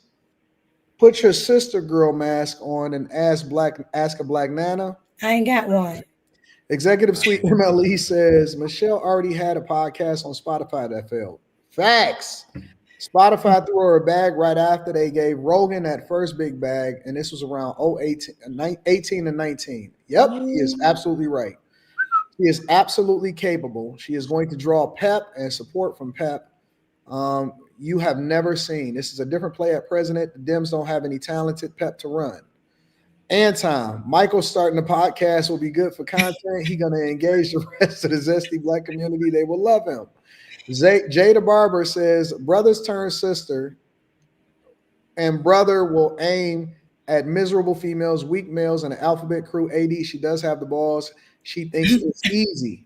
Just a brown girl in America says the Dems are taking their polish off, showing their true colors. I think they all just said F it. The baby mamas are going to come from a place that you've never seen. These men were behind Kamala. Will be on there listening every week. Michelle O will be the male Roland Martin. Nope. because at least Roland Martin takes a position. It would break records if she interviews the guy that claimed to give Barack head that Tucker interviewed. Jesus Christ. Jaguar writes, bald-headed ass is now a plaintiff in an amended suit with Diddy. Shout out to the After Hours panel tonight. Carrie, you are beautiful. Devin Braxton says the Democratic Party has been trying to get into social media and podcasting to combat the election loss. The issue will always be the content, not the format. She's trying to see if she can run. It's going to be a Democrat show. I'll give it to the end of the year. Who the F is Craig? I thought you meant the comedian. That's your brother. The trailer just gave me imaginary cramps. What the fuck? Politics is entertainment right now. This is the new Democratic strategy for their new candidate. White women are going to be eating it up. That podcast should be called Liberal and Bald-Headed Reasoning. No fuck. Michelle just want to keep black women and black men separated. Not sure, says Carmela Ella, says not sure if it's been said, but Michelle had a podcast in the past called The Light Podcast. Michelle Obama just seems unnatural and fake. Her subscribers will 1,000% be bots. It's not for me. Only feminists and Skittle Boys is tuning in. Carrie sold just from that 30-second trailer. The show is going to be successful. It's mad advantageous to drop in the current political climate. I can see it falling off if Trump leaves. They need an antagonist. Mika, hit me up. AD, I forgot to show you my new spot, Bag Chasers. He said, mic me up. Mic me up. Mic me up? Oh, okay. If Michelle would talk for real and not that media train BS, maybe it would work. Nope. Rogan got damn shook doing pods now. High Tolerance says she'll eventually lose traction. They'll have their target audience, i.e. LGs, simps, cat moms, pole smokers, etc. As expected, a strong male presence will not be spearheading the left's movement. Tariq Walker in the building, I appreciate you. Michelle podcast is not going to be authentic nor organic. Everybody think building a podcast audience is easy. People like authenticity. That's a fact. Whoa, Carrie. I'd watch if she had 50 Cent or Tracy Morgan on the show. Definitely. The other Michael in the chat hating hard because we're talking about his Michael. Michael was going to be the first guest. Mr. Robinson says, have you guys seen a black girl hitting another black girl over the head with the baton while running track? This speaks to what Anton was talking about with parenting. Shout out to everybody in the chat. I appreciate y'all supporting the platform. I think it's going to bomb. I think it's going to be trash.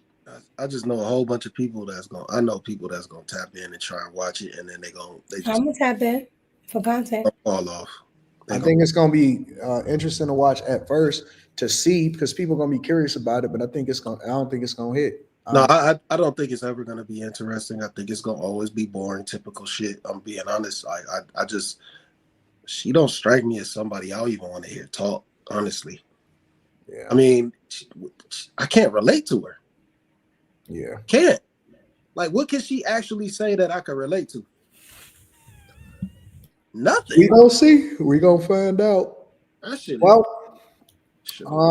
let's pivot for a minute. Let's get off of Jaguar Wright. Oh, Jaguar Wright. Now they got that in my head. Let's get off of Michelle Obama and let's talk about somebody else. I want to talk about Jasmine Crockett. Jasmine Crockett. I do. So, in a general sense, and the reason that I'm bringing this up is because we didn't have a chance to talk about it because I kind of preserved this for Mika. Wait, whoa. You held it for like a week. Well, Jasmine Crockett has been in the news almost every day because all of the Democrats. Mika, remind me to send all my requests to Anton through you. All my requests through you, girl.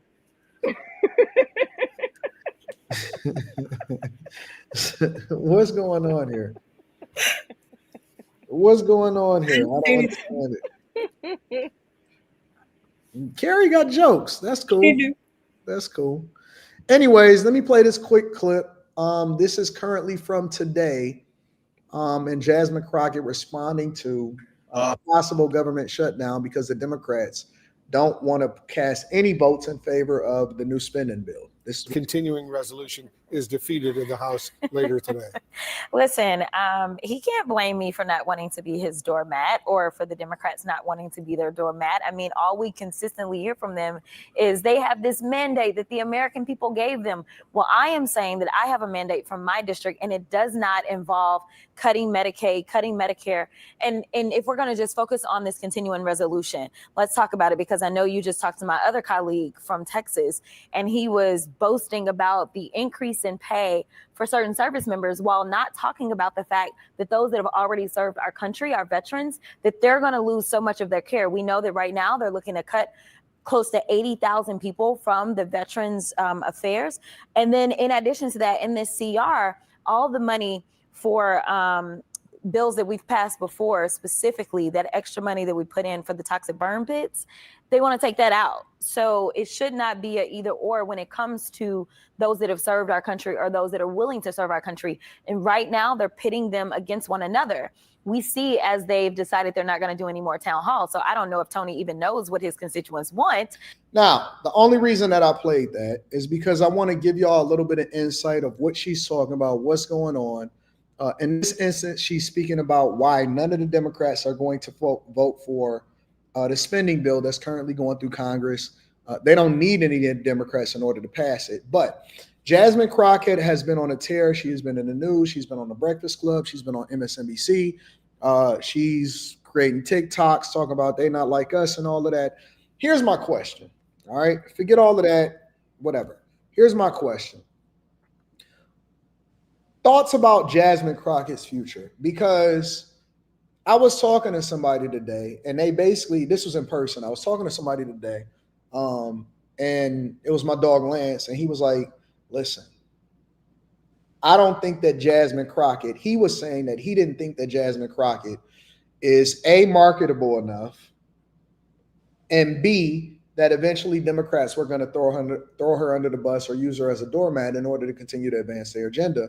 But she would never become anything more than what she is today. What do y'all think about Jasmine Crockett, and what do you think that her political future is going to be? Some people are saying that she wants to run for president. Other people saying that she actually wants to replace Kamala Harris, all of that. What do y'all think about Jasmine Crockett? And I'm going to start with Mika. You start with me? Yeah, what do you think about Jasmine Crockett in general? How do you feel about her, and what do you think her future is going to look like? Oh, I think she's an absolute idiot. However, I do think she is the future of the Democratic Party, because they've already tried everything they can try. They're not going to run Gavin Newsom. They're going to run her because she's in a younger generation, and they think that she can connect better with the demographics that they need to connect with, which is the 92% and the illegals. And the mandate that she's talking about, her district is, even though it's mostly black, it's 60% black, her district added 4 million people to it, and it was all illegal. So I understand why she's fighting hard for them. When I tell you she's the future of that party, she's the future of that party. Molly, what do you think about Jasmine Crockett? How do you feel about her, and what do you think that her political future is going to be like?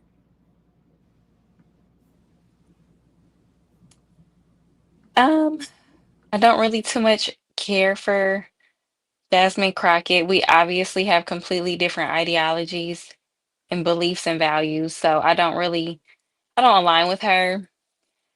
I think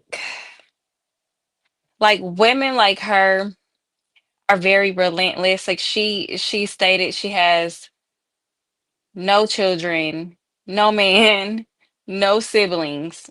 All she has is her career. She is going to be relentless. That is her baby, that is her man, that is her family. So I think she's gonna just keep going as far as she can go. I hate that we're in a time where anybody can get visibility, even if their messages are destructive. But I don't see her stopping. She has nothing else going on. So outside of her political career, I don't see her stopping. I don't really see the Democrats getting too far. I think they just need to take a chill pill and kind of sit down for a minute. But That is I very don't know. interesting that you brought that up. That is something that I've never actually thought um, about the fact that it's just her. She doesn't have any children. She doesn't have any spouse or anything like that. I'm gonna go to Carrie and then I'm gonna go to the guys. Carrie, what do you think about Jasmine Crockett and how do you feel about her political future? I don't really know about her. Oh, you don't know nothing about Jasmine Crockett? Okay, that's fair. That's fair. Mm-mm. Slimmy, do you know anything about Jasmine Crockett? And if so, what do you think about her? I don't know much, but I actually saw a clip of her. A clip of her. She's a totally different person. You know what I'm saying? Like, she was well spoken. She was astute. She was eloquent. She seemed pretty meek. It was the opposite of what everybody been saying about her. So if she's gonna be that person, she's gonna go very far. If she get a combination of both, she will go far. I don't really know her views. Like I said, I only saw a 30-second clip of her speaking very well, being very well spoken, being very mild mannered. I guess it was pretty old, but if she's going to talk like that with a mixture of what I've been hearing of her being like, people be saying that she real ratchet. I haven't seen that, but I don't check for her either though. I don't give a fuck about her. If she gonna be mild mannered, she's gonna go far. Regardless, she gonna be around. You know, now she end up with a man. Nah, she ain't. She gonna fuck around and not be thinking about politics. She get the right She's dick up. never even been proposed to. So wait. You think that if she was to get a man, then her political future would be in jeopardy? She get the right dick up in her, then she ain't gonna be worried about no politics. She gonna be worried about having a family and living her best life as a family. Like, but the right dude ain't came along and took her away from this agenda. Because if the right man comes along and he's just like, hey, fade away from that, man. You don't need that shit. Like, I don't think she would ever over leave here. her career. She's too far gone, Slimmy. She's too old. She's in those trenches. She don't care about no man. She didn't care about no man up to this point, and she's past 40. Don't That's why care. she passed 40. She's 44, like 43, 44. It's a wrap. She don't care about no Oh, family. yeah. She in my zone. Yeah, it's a wrap for her. You right. I thought she was in her. Never mind. Just go to Quinn. It's a wrap. Quinn, what do you think about Jasmine Crockett, and do you think how do you see her future if you think of anything at all? I don't know who she is. Interesting. All right. Fuck you, Molly. Anton, that woman is the future of the Democratic Party. Everybody says, "Oh, she was talking nice before," but how many women do you know get on the phone and talk like they got sense? How many women you know at work talk like that, and then when they get home, they talk like how Jasmine talks right now? It's good, bro. And that's with a degree or no. I think she's a hood rat. She's definitely a hood rat. Huh? She has the hood rat mindset. I think she's a hood rat. She is very ghetto in a lot of the ways that she talks. She curses a lot. She wears those butterfly eyelashes a lot. I think that what you see right there, and she does. She can communicate a little bit, but she is very much a hood rat. And I don't think that she has any ability to be anything more than what she is, because she represents a liberal Dallas, which is one of the reasons why she got her seat. And she doesn't have any kind of family structure, which is what I think that you definitely need to go any further than where she at. You do need a husband. You know what I'm saying? You got to have that nuclear family. You got to have that backing. I don't think that she's going to go any further. I don't think that she resonates with anybody outside of her core that she has. I think she has a little bit of popularity, and I think that she's a niche player. I don't think that she's marketable to be anything more than what she is. And I think that I don't know, Anton. And the reason why I disagree is because she is very marketable for the same reason Michelle Obama is. The white liberal women like how she talks.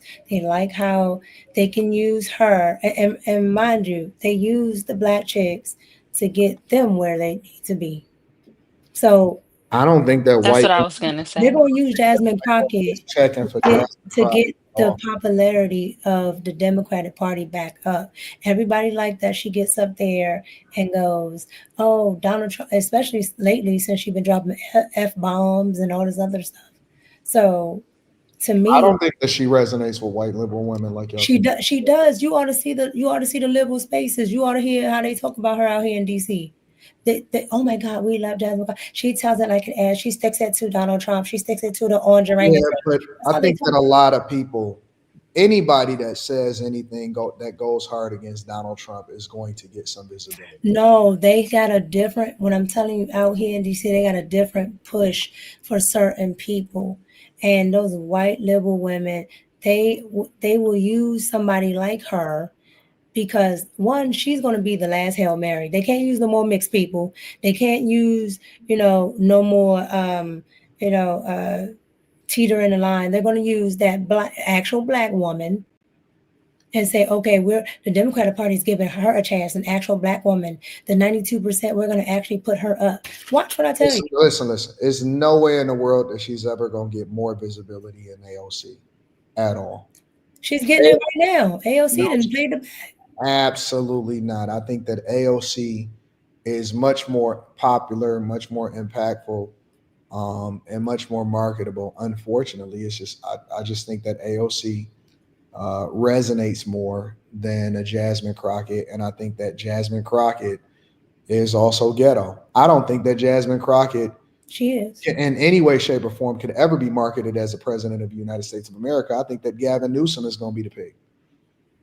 Yeah, and I think they're going to do this, and I think they're going to do the same thing, except with an actual black woman this time. No way. I think that Democrats learned their lesson. Because if they give it to that white Latina, that 92% is not going to care. A black woman could never win president of the United States. I understand that. What I'm saying and Democrats, I don't think that they'll. I think the Democrats think that they can do it, and Gavin Newsom is trying to pivot so he can get the white middle class and rural workers. He's trying to pivot more conservative. Ain't no way in hell, in my opinion, that Jasmine Crockett could ever be marketed as president of the United States of America. Well, it over here in the Black Caucus, Nancy Pelosi was talking to the Black Caucus, and Nancy Pelosi and the gangbusters are deciding that they want to push her. Push her to what? Push Jasmine Crockett as one of the front runners of the party. Mm-mm. I don't see it. Like she gave a speech to the Black Caucus. I don't think that Nancy Pelosi has good judgment at all. You know what I'm saying? Like Nancy Pelosi is one of the reasons why they failed miserably in this last. But they still listen to that old her and Pocahontas. I don't see it personally. I just don't see it. I think that there's other people that are way more marketable than Jasmine Crockett. Even if you want to go over to different governors, I think that they would more or less push a lot of different people. They would push Pennsylvania, the Pennsylvania governor, more than her. I think that they would push Gretchen Whitmer in Michigan more than they would push her. I think that they would push a lot of people. They're not going to put a white woman up because white women get to divide their vote. Black women do not. But nobody cares about what black women think anymore. Yeah, but they need that voter block because they already got it. They don't have to try. No, but black women are going to go Democrat no matter what. But if they don't put that, and I'm talking about an actual black woman, because Kamala got so much pushback on not being black, but cosplaying as black. If they don't put up. But it didn't matter because black people were going to vote for a Democrat no matter what. That's why she got 92% of the vote. Nothing played. Her race played as far as like whether or not she was black or whatever. Like two black people, that didn't matter. that only mattered to other people outside of the black race.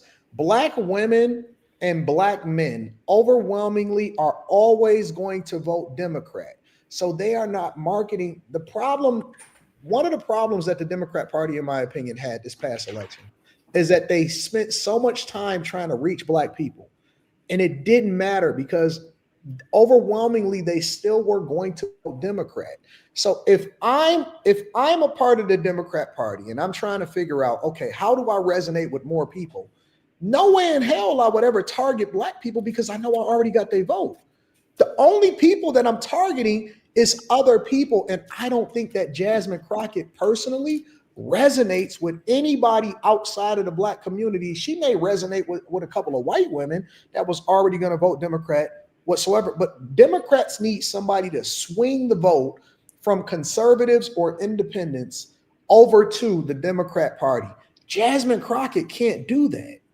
They don't have anybody that can do that. The only person that could possibly do that is Fetterman. No, and it's they're not going to Gavin Newsom or Gavin somebody Newsom like that is nobody in the middle likes Gavin Newsom. Listen. I'm telling you that Jasmine Crockett is not it, in my opinion. Personally. Oh, she's not it. I'm just telling you what their game plan is. Look at Slimmy on the screen.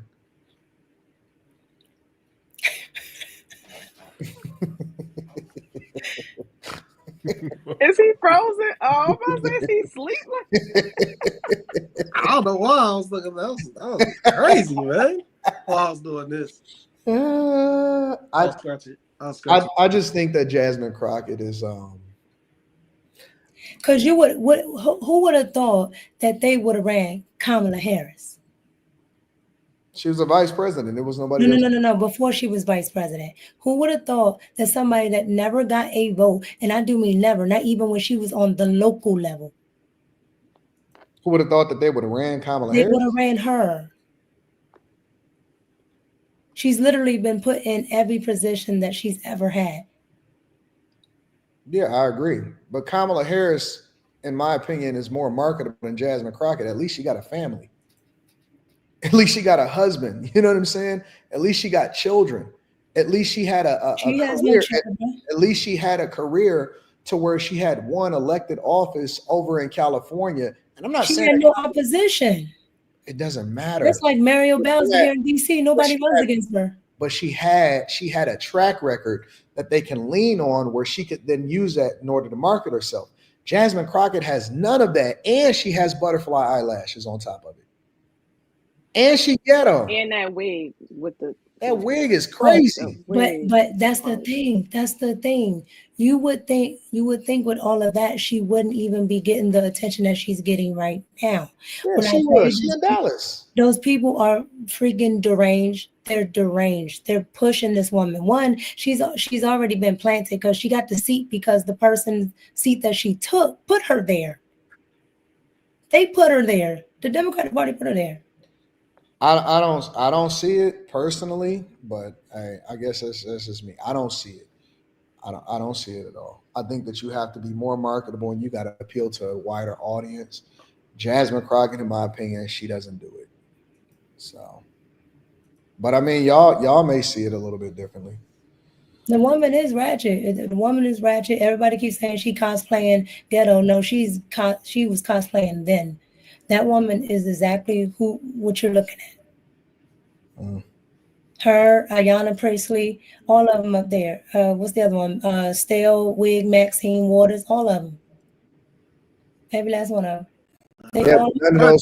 None of those people actually tried to go further than where they are. They just continued to keep their position. Maxine Waters is going to be Maxine Waters. You know what I'm saying? She was never trying to be anything more than exactly what she was. I think that Jasmine Crockett aspires to be more than what she is, and I don't see her going any further than where she is.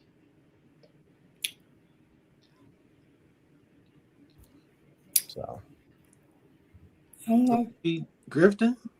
Huh? So is she grifting? Who? Jasmine Crockett? Yeah.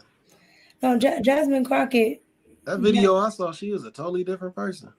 Somebody was trying to expose her though. They were saying like, this is how she used to talk. Yeah, because she was basically trying to appear like, you know, I'm smart, I'm educated, I'm sophisticated. Yeah, Democrats need something. They need something else to happen, something else to play. They need something to rock out. Let me read some of Is these. it true she said she? Is it true that she said she told somebody that they could take it outside during a hearing? Yeah, she did. Her and Nancy Mace. Whoa! This is the one that called. That said the bleach, butch, blonde, bad body.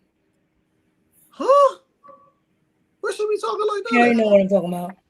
Yeah, see, that's what I'm saying. I'm cool Where she with talk men like being this at? presidents. I'm good. I'm cool. I'm all right.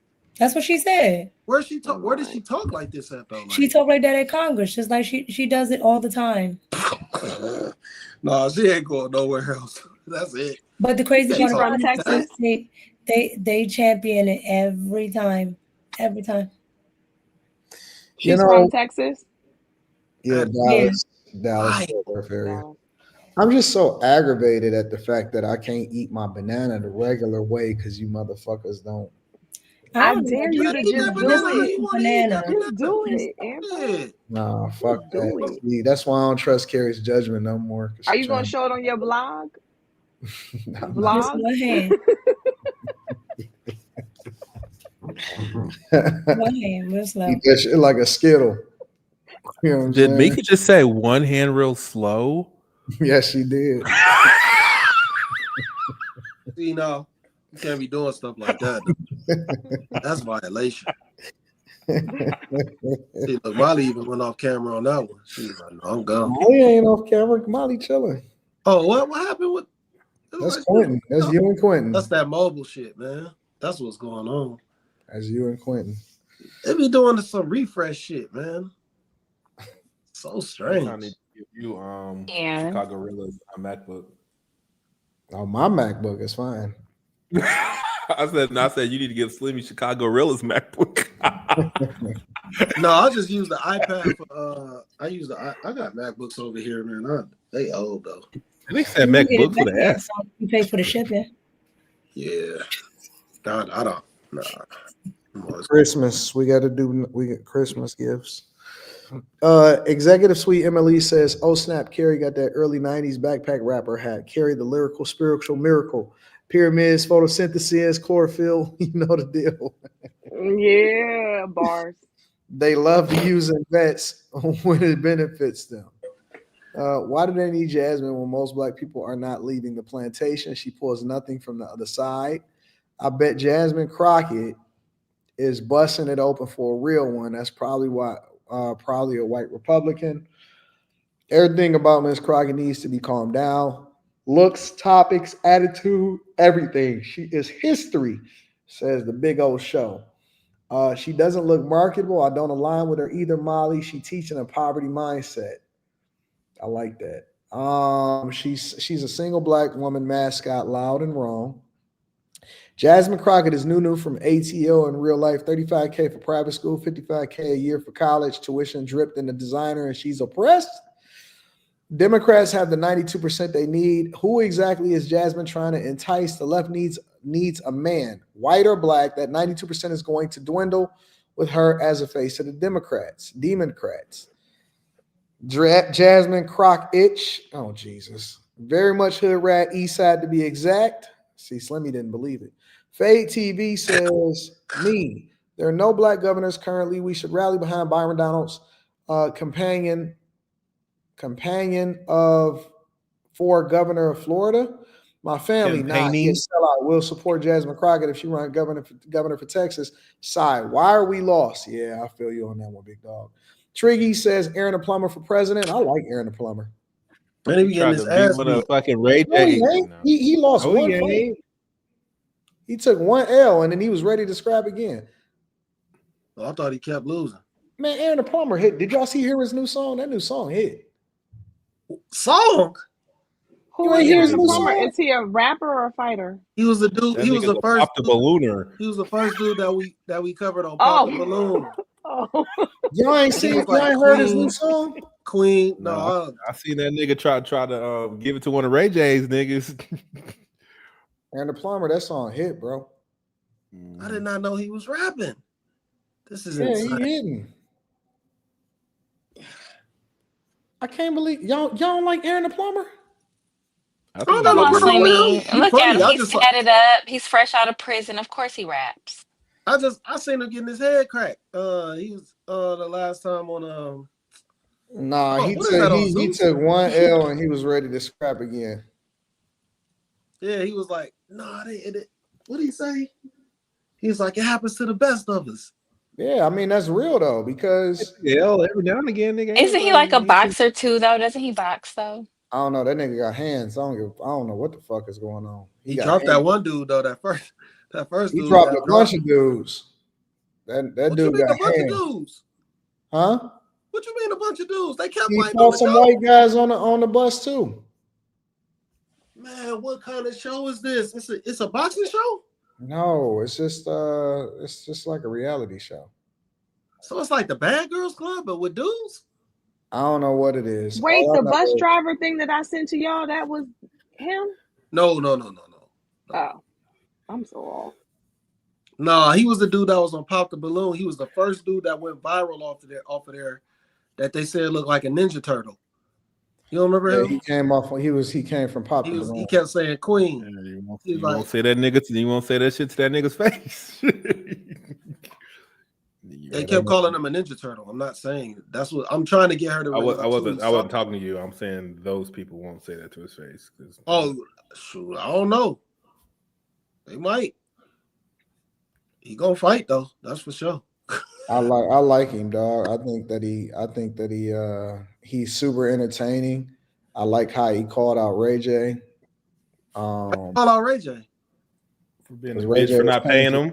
Paying for hoes, and he was like, "Man, I'm not paying for no women." Yo. I like him. I think that he cool. I think he dope. But let me read the rest of these super chats real quick. White liberals don't rock with Jasmine Crockett. Look at Bill Mayer, what he's saying about her. Stephen A. Smith over Jasmine Crockett. How egregious is it for anybody to consider Jasmine 2028 when her whole district is effed up? Dallas native here, Jasmine Crockett only has a seat because she runs mostly ratchet area of Dallas, Fort Worth, full of gangs, concrete lizards, single baby mamas, and illegals. Asked Charleston White about her area. Shout out to Cornelius Jackson. We appreciate you and thank you to everybody that support the platform. All right, let me pivot over to the next question real quick. Concrete lizards. Huh? What are concrete lizards? I was wondering that too. No, I think they saying lot lizards. Lot lizards, like at the truck stop. Y'all know what a lot lizard is? No clue. Y'all don't know what a lot lizard is? It's the whores that be prowling the truck stop. Yeah, the hookers at the truck stops. Truckers. Yeah. Oh, that's wild. They give amazing fellatio. Concrete lizards is crazy. How would you know this, bro? Oh my god. Let's go to the next topic. Concrete lizards. I don't even want to ask y'all no question on that type of time. All right, let me go ahead and pivot. I want to share my screen with y'all really quickly because I want to talk about DDG. So DDG, streamer, also the father of 14-month-old son Halo with Haley Berry. Ain't that her name? Haley Bailey? Haley Bailey. With Haley Bailey is saying that he is having problems with her because he keeps trying to fight to see his son and he feels like a nanny and it's not fair. He goes on to claim that Haley Bailey is not letting him see his son, and a since deleted post on X, the rapper 27 claimed he hasn't been able to see his son Halo in 14 months old, who he shares with the singer and actress, as first reported by TMZ. He said he's been fighting to see his son for months now. Shout out to all of the dads who tries their best to be there. He alleged in the post, adding that this sucks. Shortly after deleting the post, he went on live stream and spoke about the situation more. He says, I really feel like I'm an effing nanny at this point. The nanny has been able to have my son more than me. I don't even know the nanny's name. Like, it's just not fair. So I've come on here and I got to say this. And then he goes on to say all of this type of stuff. So I guess the question is, he's saying that he's been fighting to see his 14-month-old son. Do you think that there is any justification for a man being withheld from being able to see his son? Anybody can jump in on this one. I'm not going to pose it to anybody in particular. Well, is there any justification? There's some, yeah, there's some I mean, as long as justification. Of course, there's if they're not- some. That's kind of broad. Well, I mean, I'm leaving it open because I'm gonna wait to see what y'all say before we deep dive into it a little bit further. I mean, assuming that the child is not in danger by being with the father. Mm-hmm. What justification do you think that the Haley Bailey woman could have, hypothetically speaking, to reserve his son DDG from ever being able to have his son more than he has him right now? Well, he don't got 14 months is a long time. I don't know. No, the son is 14 months old. The son is 14 I months thought she old. said that he hasn't seen him in 14 months. He's saying that it's very difficult to see his 14-month-old son as much as he wants to. I think the justification would be if they have an agreement with the court that lets her have the kid more than he wants her to. That would be the only justification. Why is it going through the court, Carrie? Well, you have to. We got a freaking I think that's a part baby of the mama. problem. They need to go through the court. Why do you say that they need to go through the court, Carrie? Because anytime a man says that the woman won't let him see the child or anything like that, I think that the first thing he needs to do is go to the court. Because a lot of times you hear men talking like the woman really has that right, and she doesn't. No parent has the right to be like, you just can't see your kid because I don't want to or whatever.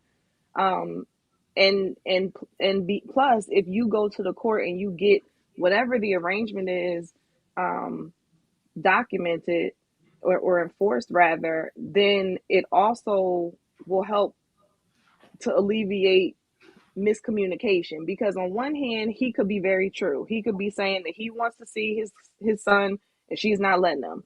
On the other hand, he could be saying that, but it could be, well, when I call you to come get him, when I can give him to you, you're not available, DDG. But then when you want him, we're already doing something. So I'm also not going to assume that he's automatically accurate when he says, why y'all laughing? This nigga like bananas. You got bananas again? Damn, at least it's not Fruit Loops or fruit snacks or some sugary shit. Anton, if you don't just eat that banana. No, y'all not about to bait me. Nope. And you know that first bite of the banana is the best one. The tip is the best one. Sorry. Anywho, she walked into that way. Oh man, that's funny. So yeah, that's my view on it. But with the child being so young, because I ran into this issue. They said that the child don't need to be hopping back and forth between houses like frequently when they're that young. And like, so they gave Ava to her mom, and they said we could run it back when she turned 4 years old and redo the days. That's What do you mean run it back? I think that's BS. Like we can redo the days. They said such a young child doesn't need to be like flip flopping between homes that much with the breastfeeding and blah blah blah. She never went to a grandparent's house. She never went to a babysitter or anything else. Like no. So so for 4 years you had to go to her house in order to see her? No, I had her. I couldn't get her as frequent, like type thing. Like I only had her. Well, yeah, no, I get that. 2 days. I don't get that. Why? It's already we can say this for what you want. They all use the same justification, the best interest of the child, but we know like nothing's in the best interest of the child because the standard non-custodial parent is every other weekend. And that ain't in the best interest of no child. But if they're saying the child is too young to do that, then the child is too young to go to daycare, then the child is too young to go to grandma's house, then the child is too young to do a bunch of stuff. That makes absolutely no sense. The child is too young to go to the other parent. Well, it's not. It's not about that. It's about the overnights. Like they put It's about the what? Overnights is what it's the big kicker. Well, I don't know. Like Jersey didn't give any reason of why. They just said this is what our standard is for the non-custodial. New Jersey is what hard. it was.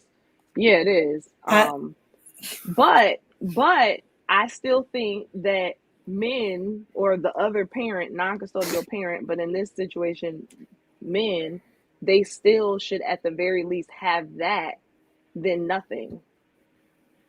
So again, I don't know when he says he's not seeing him as often as he'd like, or I would need to know a little bit more to how know much if would you she's like really me?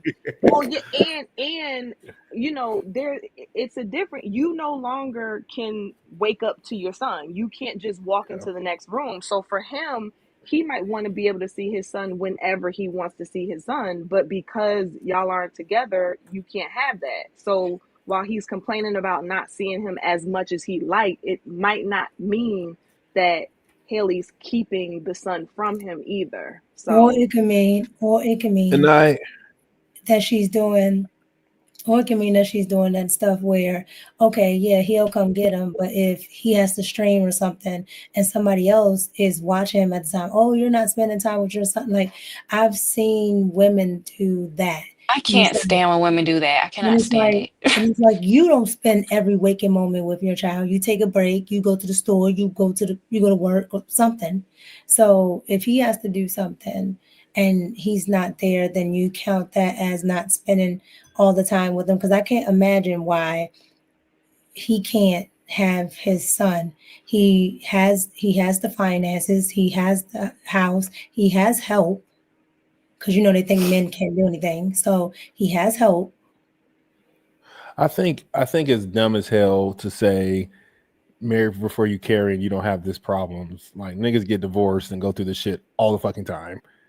Yeah, but so this ain't no single nigga had kid out of wedlock. Like niggas fucking, it's the worst when it's divorced. No, it's different because at the end of the day, like you can say that like about a job, right? But you rather go and get a job. Yeah, you can lose your job, but you still would depend on that security from that job for the most part. I'm just like, nigga, any breakup and there's a kid involved, it fucking just looks messy as fuck for the most part. When there's two nothing's all the time. Generally speaking, when there's two people's emotions involved and they fucking hate each other's guts and there's a kid, this is what the fuck it looks like. I think people are just used to that because it's rare that I see it honestly from married people. I mostly see it from single people. It's rare that I see married people who have been living together, raising a child. But wasn't it just a video of them together, like getting along or something? Or maybe I'm seeing old videos. No, you saw it, right? So they just had like, a video where she was like standing with him and stuff like that. I think it's her. I think she's mad because she thought she was gonna be it. She had that baby, and but didn't she break up with him? That's what he let her say. He let her. Okay, you breaking up with me. I don't know. It just seems like every time I see them, they both look like happy. I'm like, what's the issue with y'all? I don't know. I think he happy. I think he fine with his decision. I think he smashed her when she let him, and I think he likes spending time with his son. I think she is not getting what she wanted out of it, and I think that's why everything is happening. What do you think she wanted?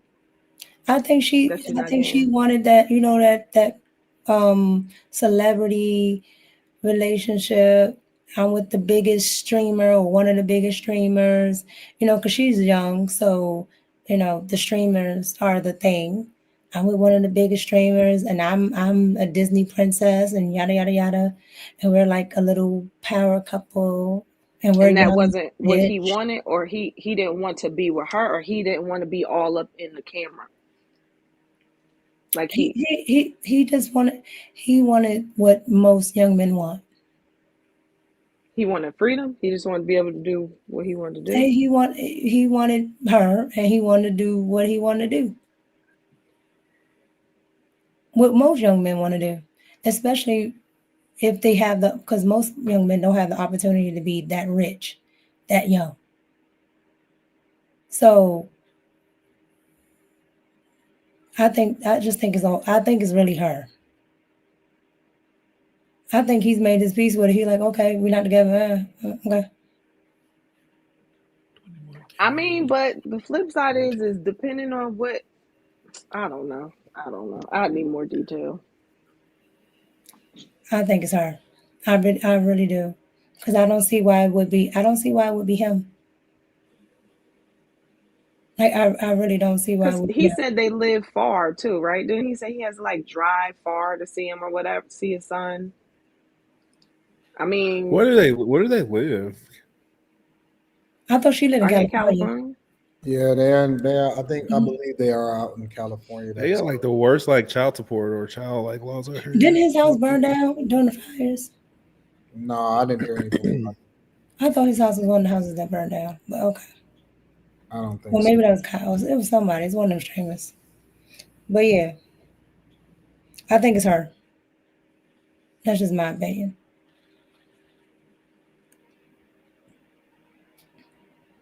I guess I just don't understand why everything has to go through the court, man. That is so weird to me. Because humans can't act right.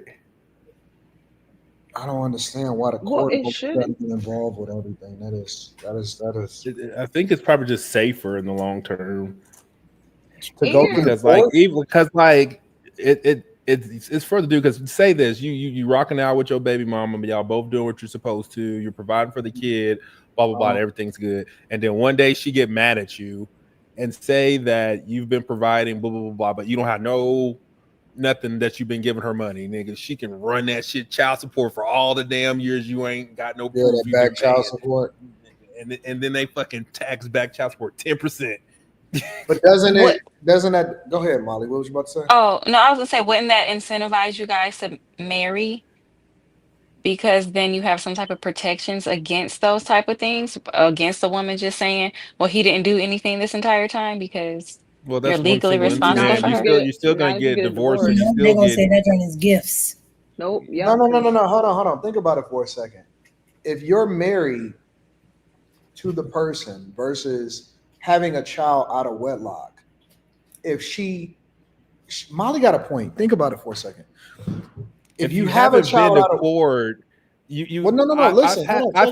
I've literally had a lawyer tell me to my face, we can make a case that you didn't provide for the child while the child was living in your house. Listen to what I'm saying.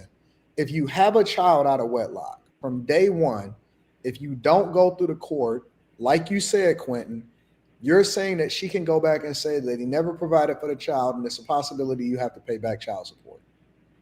Correct.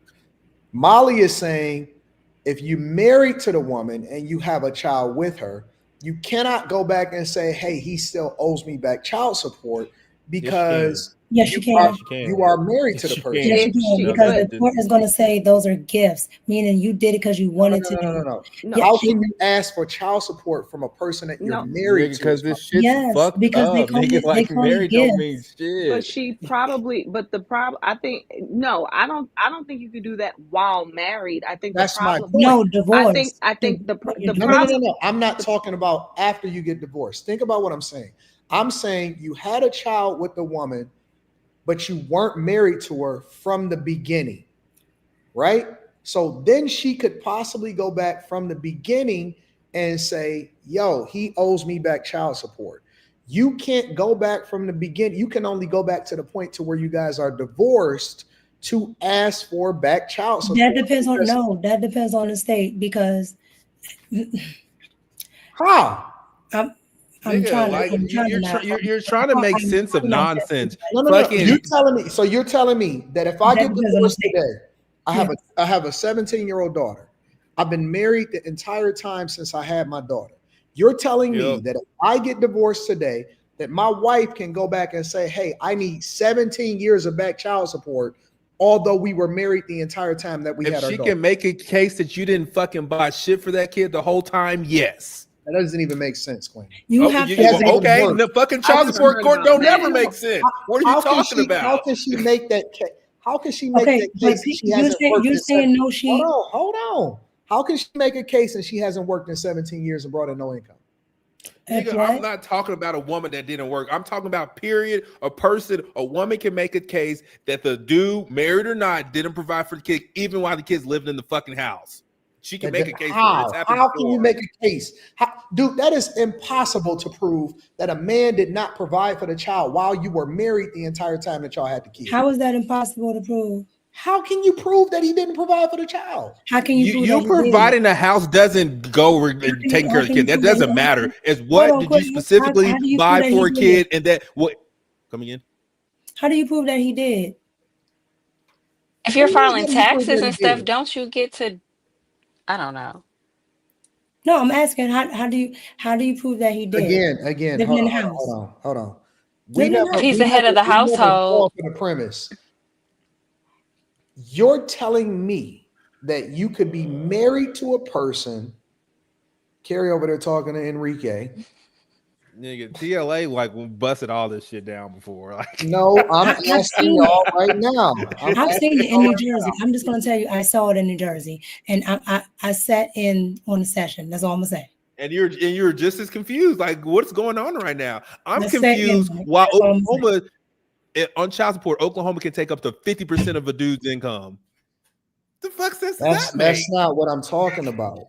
I know it's not what you're talking about, but it happens. I know you're confused and it's unbelievable, but it fucking happens. Y'all not even all right. Y'all got it. Because y'all not even listening to y'all going off. Y'all going off the reservation. Say you owe me back child support when I've been married. I get it. I know what you're asking. You're baffled because it's asinine. It's asinine. I don't get it either. I have never heard of that before in my entire life. No, I've heard a lot of different cases. I've spoken to a lot of different guys. I've spoken to guys that was in the military. I've spoken to guys that just got a regular divorce. I've spoken to guys that had a baby mama. I've seen videos of other people that then got back child support levied against them. I personally, and I'm not saying that it's not possible, I personally have never, ever heard of that in my entire life. I've heard of people being separated, legally separated, and that plays a role. I have never heard of people. Why does it play a role when it's separated? I have never, because it's legal documents that says. No, I'm saying why does it play a role? How do they? Because it's a legal documentation that says that they are not both in the household providing for the child. And it is a legal document that then says that he's living over here, you're living over here, you are not a family. Yeah, but how do you prove that he didn't provide? Hold on, y'all gotta let me finish a sentence. It is a legal document that shows that you guys are not together, but at the same time, you still may be staying together for certain reasons. For example, you can stay together so that she stays on your healthcare coverage. A lot of people do that. You can stay together because for whatever reason, she then is still the beneficiary of whatever his pension is or whatever this is or whatever, and they don't want to go through that process. A legal separation is just another step leading to the divorce. But if you don't file for divorce, I have never heard of, and I've worked in certain environments, and I don't even want to name them. I've worked in certain legal environments where you are required to submit paperwork in order to stay on people's healthcare coverage, that certain documentation that comes from the court or whatever. And I've never seen certain things, and I'm not saying that it's true, but I've never seen people that are legally married that are living in a household together to where he then has to pay back child support based off of her saying that he didn't provide for the child since the child was born. I've never heard of that in my entire life. Okay. Let me understand what you're saying. Are you saying in the case of people going to get a divorce and they're saying the whole time I was married to him, he never paid? Is that what you're talking about? No, I said that I've never heard of because I said getting it a on divorce I said it and then on going that. back to the beginning of when the child was born and saying that I want back child support for all of the time that we were married. Yeah, and that I said it on. Never heard of that before. That one I said it on in New Jersey, and New Jersey is wild. That's why y'all gonna have to send me a video. Y'all gonna have to cite something. Y'all gonna have to. No, honestly, listen. Y'all gonna. I'm not just taking. Carrie got it. Carrie digging it. In this instance, and I'm not saying that I'm. If you say that I'm wrong and you prove it, that's cool. Y'all gonna have to send me something. That don't even make sense to me. Anton, when I said in on it, okay.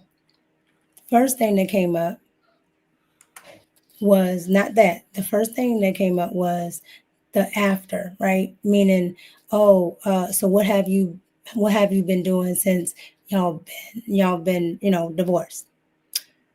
Oh, I bought this, I bought that, I bought this. That's not what we're talking about, Mika. Hold on. I said that's the first thing. They were like, those were gifts. So you still didn't do anything. Mm-hmm. I'm like, oh, okay, that didn't make sense. Mm-hmm. But then that's when the other stuff came up with then the marriage. Oh, I was paying for this. I was paying for that. I was paying for this. And when that came up and they said, oh, yeah, they didn't give the whole entire time, but they gave 5 years.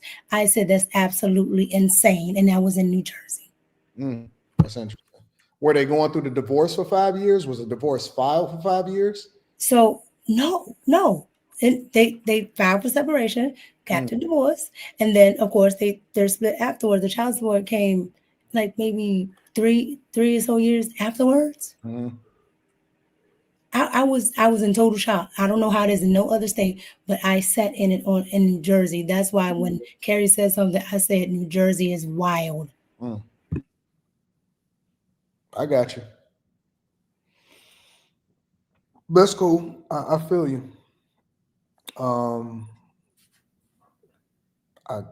That's interesting. That's very I don't know about a whole 17 years, but I seen 5.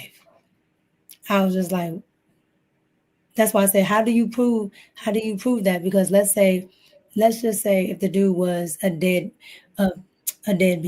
and he's one of them, I just sit in the house, I don't work. And she paid all the bills. But it's like, why would he have to pay back child support? That's like saying, if I get married to a woman and I take care of all of the bills, then when we didn't get divorced and I have the child, that she got to pay back child support for 5 years. That doesn't make sense to me. Y'all want me to tell you what I found out? Go ahead. Sure. I seen you over there doing like this. Well, no, because I didn't know I know about it after the separation, but I didn't know that it can happen while married. So I was curious. So I know you dig it. I knew you was digging. And I have was sources. holding off on changing the subject until you got your thoughts off, because I have sources for those who often ask me what are Enrique's sources. So it's short. Can a wife file for child support arrears while married? So child support arrears generally cannot be claimed for periods when the parents were married and living together unless a court order court order for support was already in place. Some states allow what's called separate maintenance support while married. In states like New Jersey, New York, Pennsylvania, Georgia, and Michigan, a wife can file for separate maintenance without the husband knowing initially, but he must be legally served. If a support order is granted, arrears can only start from the filing date, not before. I'm right. The only time legally that you can go back for child support was when he is served, meaning that they are basically. But she said it can happen, but he can be served while in the marriage. I don't know when she served him, but she did 5 years. He was served. That's what Carrie just said. It can only be backdated. There is no back child support based off of what Carrie just researched. There is no backdating prior to the date that he was served, meaning that is the time that they broke. Well, that's probably why she only got 5 years. I just told you she didn't get 17. So he would have to she get got served 5. 5 And years it says ago. if the And they were husband married ignores then. the court, if the husband ignores the court notice, a default judgment can be issued, making him responsible for the payments. So depending on how slick you know, some guys maybe they ain't too bright.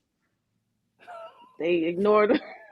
The point is that you ignore the can't go back. paperwork. You can't backdate something past the date that it was filed and he was served.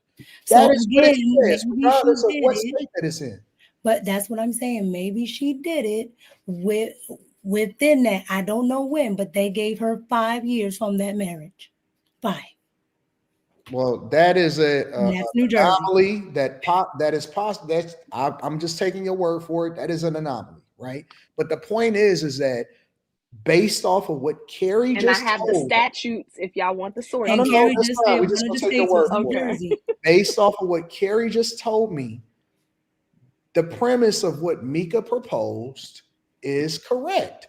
If you have a child out of wedlock from the date that you had the child, it's a greater possibility, or actually it is a strong possibility that if the woman pursues it, that she can get backdated child support from the date that the child was born. If you are married and you are not legally separated, he is not served from the date that you are married all the way up until the date that he is served, according to what Carrie has just said, that he cannot be filed against back child support because you were legally married. But once he is served and you're still married, you can get back child support. And back to the date that he was served. That was not my before. point, that it can happen because I sat in it in the state of New Jersey, which Carrie just said. That's not what Carrie just read. That's not what Carrie just read.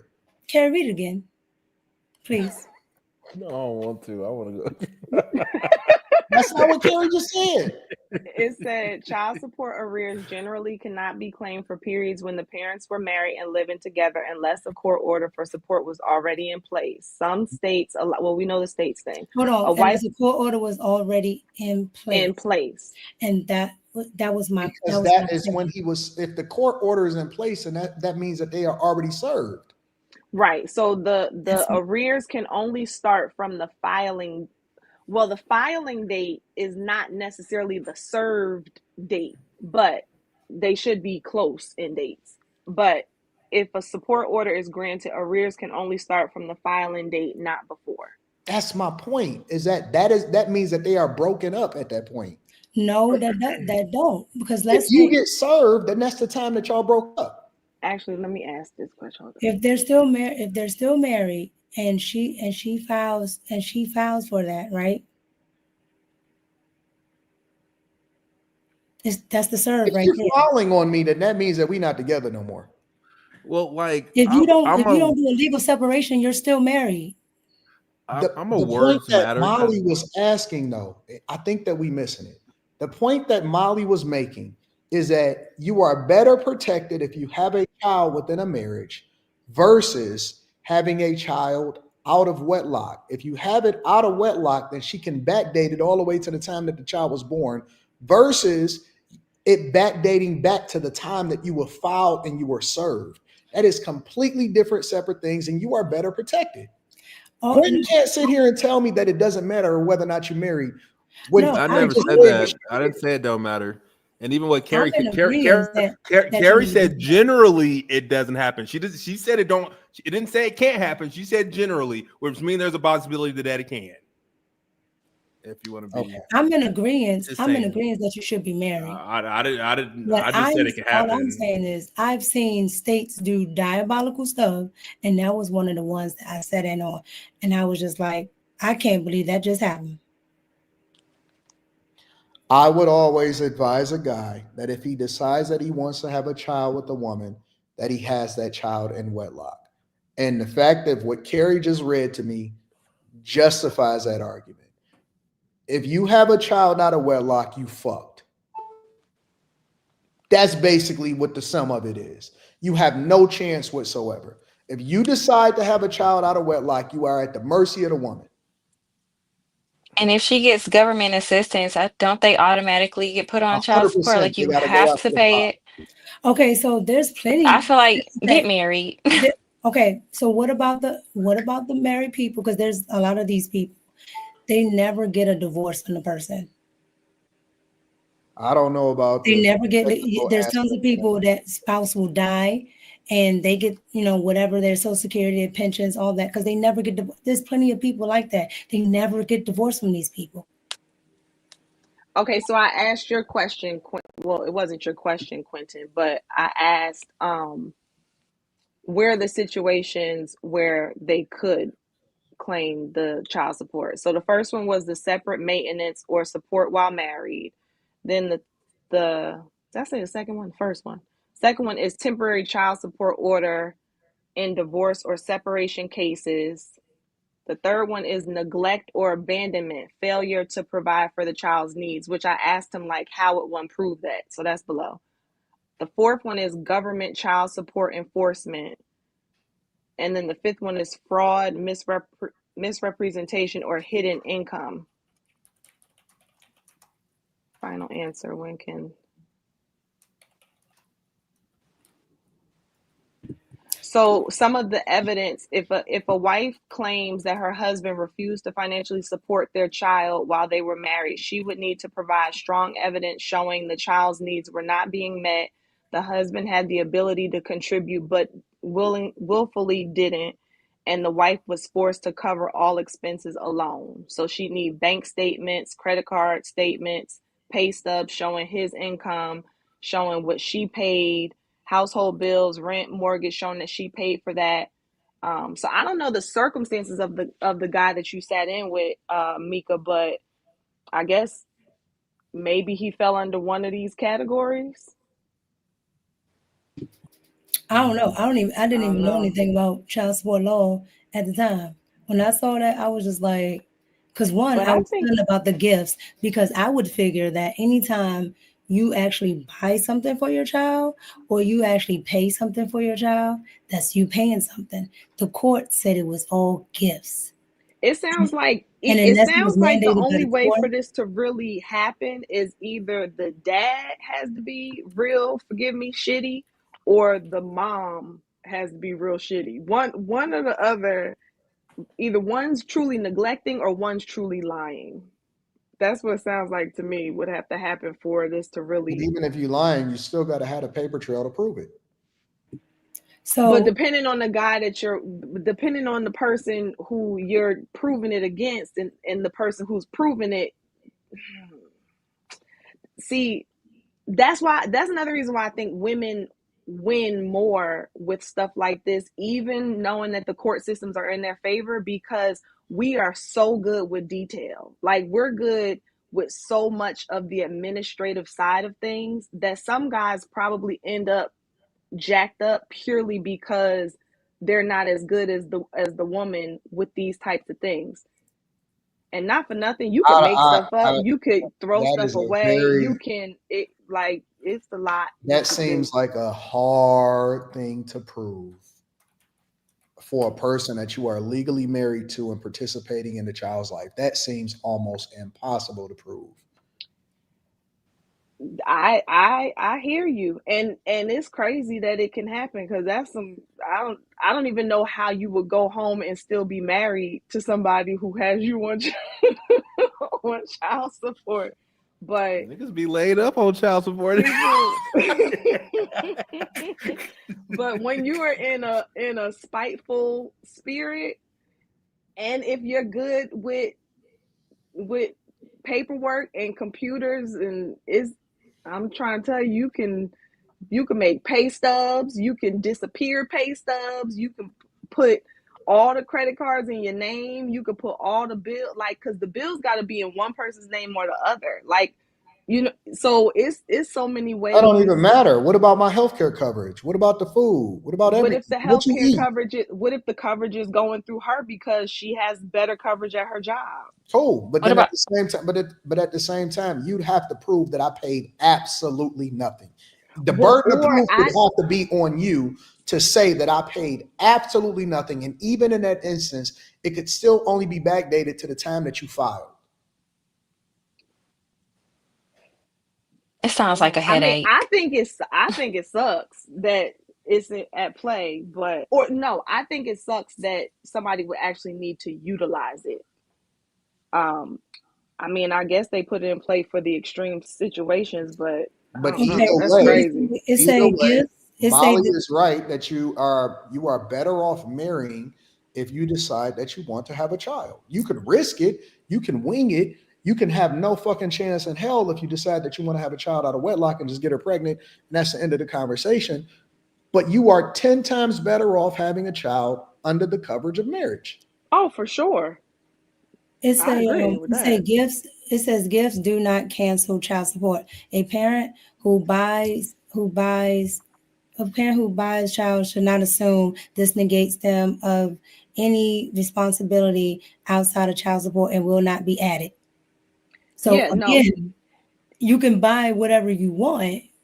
Well, and even all the way down to I don't know about the being married part, but I know that even once and if the separation is in play, that's another one. Somebody said I can get fake anything, docs notes, all of this stuff. No, that's how you go to jail. That is how you go to jail. Because see, you submit that shit. See, y'all keep doing that Photoshop shit. That's cool when you go to the dealership. Do that shit in court and let them go ahead and find out that you got I'm trying to tell you, going to jail. You going to jail. You will be surprised at the paper. You will be surprised how much stuff can slide on through. Nope, not me. I'm going through that shit. Listen, we going to the bank. I'm gonna call the bank. I'm gonna call everything. You could play that shit with me, but see, that's how you go to jail, big dog. All we gotta do is find one flaw, one fucking flaw. It's over. But that's another reason why to your point, I do agree, get married. Mm-hmm. But if you don't, the minute that you find out that you're having a child, I think that you need to have something documented. And not for nothing, I don't know what it is for other states, but I know in New Jersey, even if the parents come up with their own arrangement and agreement, you can still get it filed with the court so that it's there and everybody do something. Men often keep talking like they have no rights. They have nothing, and that's not the case. You're better off getting it set up from the jump than trying to handle it 5 years, 6 years later. All right, let me go ahead. The best rights that you have is to not shoot up the club.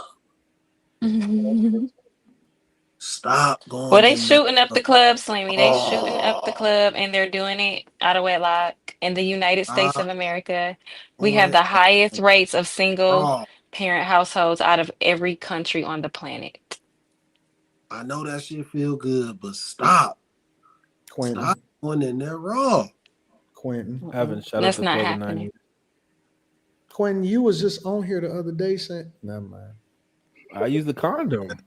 Strap up. I'm not talking about shoot up the club in the condom. I ain't safe for that one. I ain't even talking about that one. Any girl I shoot up the club with, nigga, is post-menopause. Nigga. No, nigga, you was talking about your pullout game. I haven't had to use that quite anytime soon. What? I had to use it. Nigga, I'll be fucking these old bitches. I ain't having no kids, nigga. You can have a kid with an old. You can have 50-year-olds have children. It happens. If you don't get nigga, she 55 and 60.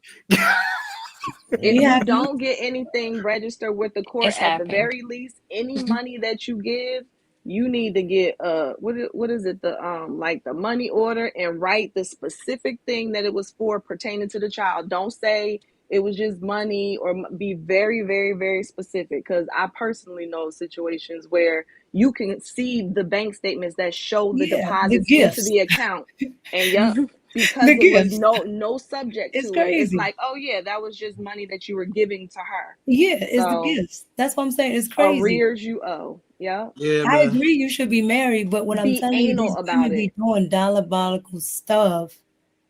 And that was just one of the crazy things I sat in on. But I don't know how y'all got baby mamas, because the stuff that can happen or women try or whatever. It ain't even about the women.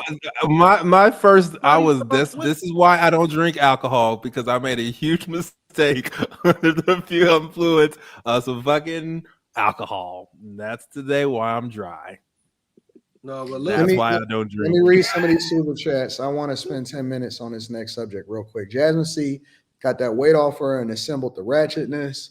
The crock pot said it is not a crime for someone to come into America illegally. Yeah, she did say that. I think she's standing into the Dems can find a better mascot. Shout out to my girl Maya the Flower says, Jazz, is low key right wing. Shout out to Maya. I appreciate you. Master Irrigation says, our dumbass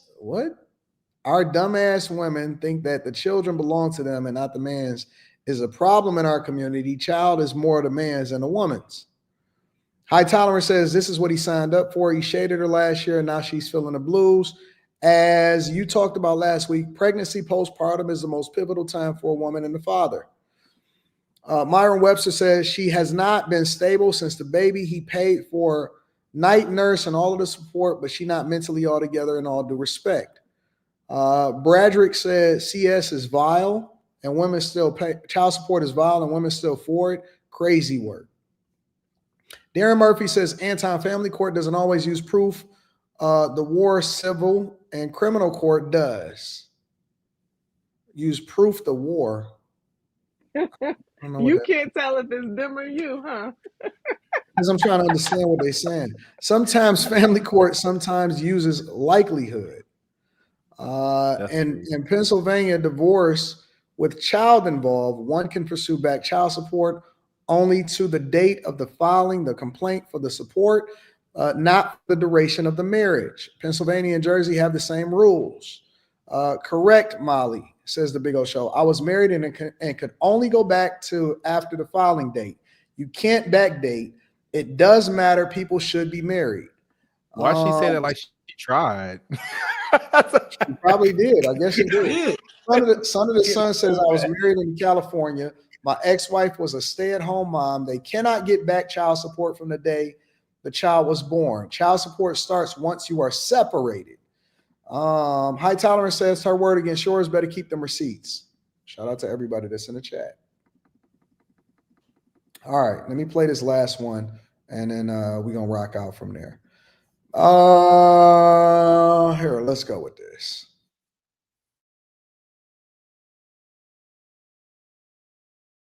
Fucking community. Y'all oppress your women, your children, and your communities. It's really sad because the white man has had his fucking foot on y'all necks for the last 400-500 years, and y'all still cannot do better. At this point, y'all are the bottom of the fucking barrel mills, and it is fucking embarrassing. Y'all rarely have the same hatred for the white man who is still to this day oppressing y'all, but y'all sit around and bitch and moan and fucking complain about women 24/7, all the while never taking accountability for your own fuck ass action. Y'all complain about women's hair, the way they dress, the way they act. Meanwhile, you guys have not changed not one fucking bit in the last 100 years alone. If you really sit around and listen to the older women speak, you know, your grandmothers, they will tell you these men weren't shit back then either.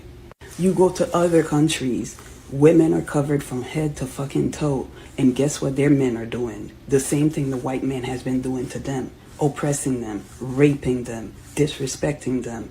This shit is world fucking wide, but y'all sit around like the little bitch ass niggas that y'all are and complain all fucking day about women when y'all don't ever take responsibility for your own fuck ass actions. It's 2025, and for some fucking reason, y'all still think women are supposed to be your fucking slaves and servants. They're supposed to give up their hopes and dreams for a fucking family. Why? You guys have been beating on your women for the last 100 years. You guys have been oppressing your women in every fucking way, shape, or form. So nowadays, the average man cannot have a conversation with me because you guys have no fucking critical thinking skills at all. At all. And until you guys open your fucking eyes and have some fucking critical thinking skills, I want no parts of y'all at all. So, There is this movement called Decentering Men, where women, and especially Black women, but it is all women, but women, specifically Black women, are removing men from the foundation of the things that they do on a regular basis. And they're basically saying that men, especially red pill men, are some of the biggest oppressors of women, and that it's difficult to live with men, it's difficult to date men, it's difficult to be around men, they don't feel safe around men. Why do you think that it is a movement? And anybody can jump in at any point. Why do you think or you believe that there is this movement to decenter men? That is the question. You are well. We don't know. We're gonna go to Q Diddy first. I think I just Black women are the biggest victims, and I think Black dudes out here, we living our best life, nigga. We don't give a fuck. Like, I don't see fucking Black dudes on the internet, nigga, just making videos about how horrible Black women are, nigga. If it's ass, we'll speak towards the fact, but we don't care about y'all. Like, by and large, unless we don't care. Like fuck y'all. Not all of y'all. Like, you guys are beautiful. I love Molly. I love Carrie. But generally, like, fuck you. I don't get it. I don't understand. I think it's a Black woman thing, really. Like, I think Black women are the biggest victims in America. And I don't think, for the most part, it's warranted.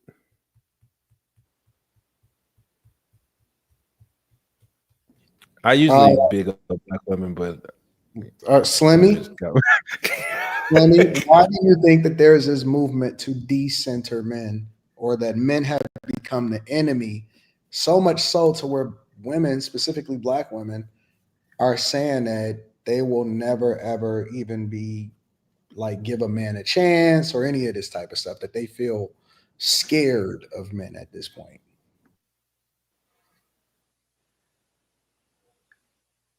I don't know, man. I'll be honest. I don't get it. Like, I just feel like the Black man is probably the most hated man on the planet. I don't care what anyone says. Like, you can't prove to me otherwise. And I'm somebody who I removed myself from race. I done seen this shit since I was a kid. Like, I'm born in 1980, so I seen racism when it was actual racism. I experienced it. I'm not quite sure people understand and I'm gonna keep saying this, where the Black woman, she divested herself from Black families. She did this on her own. And I just remember the first time I saw it, and when they started accepting the fuck shit, I was in the mall. I was in Randall Park Mall, and I saw this dude. This was the craziest thing I ever saw in my life. I saw this dude walk up to this girl like, "Hey, bitch, give me your number," and she laughed, like, "Oh, you can't talk to me like that." That's when it started. Like, once you start accepting behavior like that from fuck boys, like, you don't have respect for a respectable man. You no longer respect, like, all through the years, dudes who were considered nerds, dudes who were considered choir boys, anybody who was considered good, you downed them. Anybody who was smart, Black girls, Black women, downed them. They disrespected them. They called them lame. They didn't want to have nothing to do with them. But the worst of the worst of the worst dudes, y'all was running and flocking to them, which made absolutely no sense to me. Dudes who came from great households trying to sell drugs was getting all the girls. And it's like, yo, he not authentic. Like, he don't got to do this shit. Why are you running to a dope boy? Like, he gonna smack you around.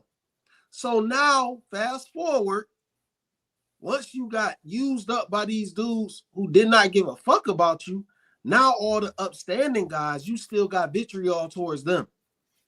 That's not how this shit worked. You chose to go fuck with fuck boys and the worst of the worst. And now you mad about this shit. And the dudes that was upstanding that you wanted to shit on, now you still want to shit on them because you didn't pick the right guys. You didn't pick guys who were good guys that was going to treat you right. So now you're mad at all black men. Now we your enemy. But it was really you who accepted fuck shit, who ran to the fuck shit, who wanted to be included in the fuck shit. Now you mad. It don't work like that. You got to stay over there. You lucky people not trying to put you in front of a fucking firing squad and eliminate you. Because it's something wrong with you. It's something wrong with you. If you feel like black men are this fucking bad, just go over there. Don't talk about it. Go over there. See if they treat you better. They not. They the same. Most men are the same. It ain't a race thing. They don't like you. They don't like you. They only want you for one thing, because you're not smart. You can't hold a conversation. You can't keep without an attitude. You fucked up. Now you mad at black men as if we are the problem. Man, these niggas just want to make a sandwich, go to a sporting event, go take a trip, kick it with the homies, watch a movie. It's real simple shit. Stay the fuck out my face when I'm trying to do this shit, and we can have conversations when I'm done. Men are actually very simple. You don't know how to interact with men. That's your fucking problem. And now you want to blame men as if we the problem.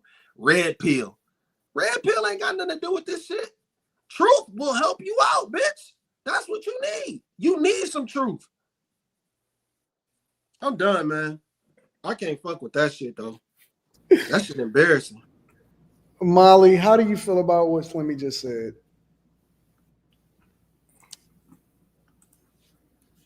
I understand where he was coming from. I feel like it's not really exclusive to black women. I think just westernized women typically choose the wrong guy, especially in this country. I don't think that black men are necessarily the new oppressors, because black men are following their women's to the polls to go vote for a woman as president. So I don't think the black men are running the show, period. I think Decentering Men and 4B and MGTOW is all in the same bucket. It's all gay. I'm sorry. You're either a lesbian or you're just a gay man. Because we need each other. So what is the point of hating each other when we need each other? Whatever that lady issue was, I don't know. She ugly. That's her issue. Don't nobody want Because that I bitch. feel like black men have become so feminized. It's like that too. They're not even the head of their households largely in as we see in the black community, because there are barely any two-parent households within the black community. So I don't understand. I understand some parts, but at the same time, I think she was just bitter. Yep, she ugly. Don't nobody want her. Mika, what do you think about this?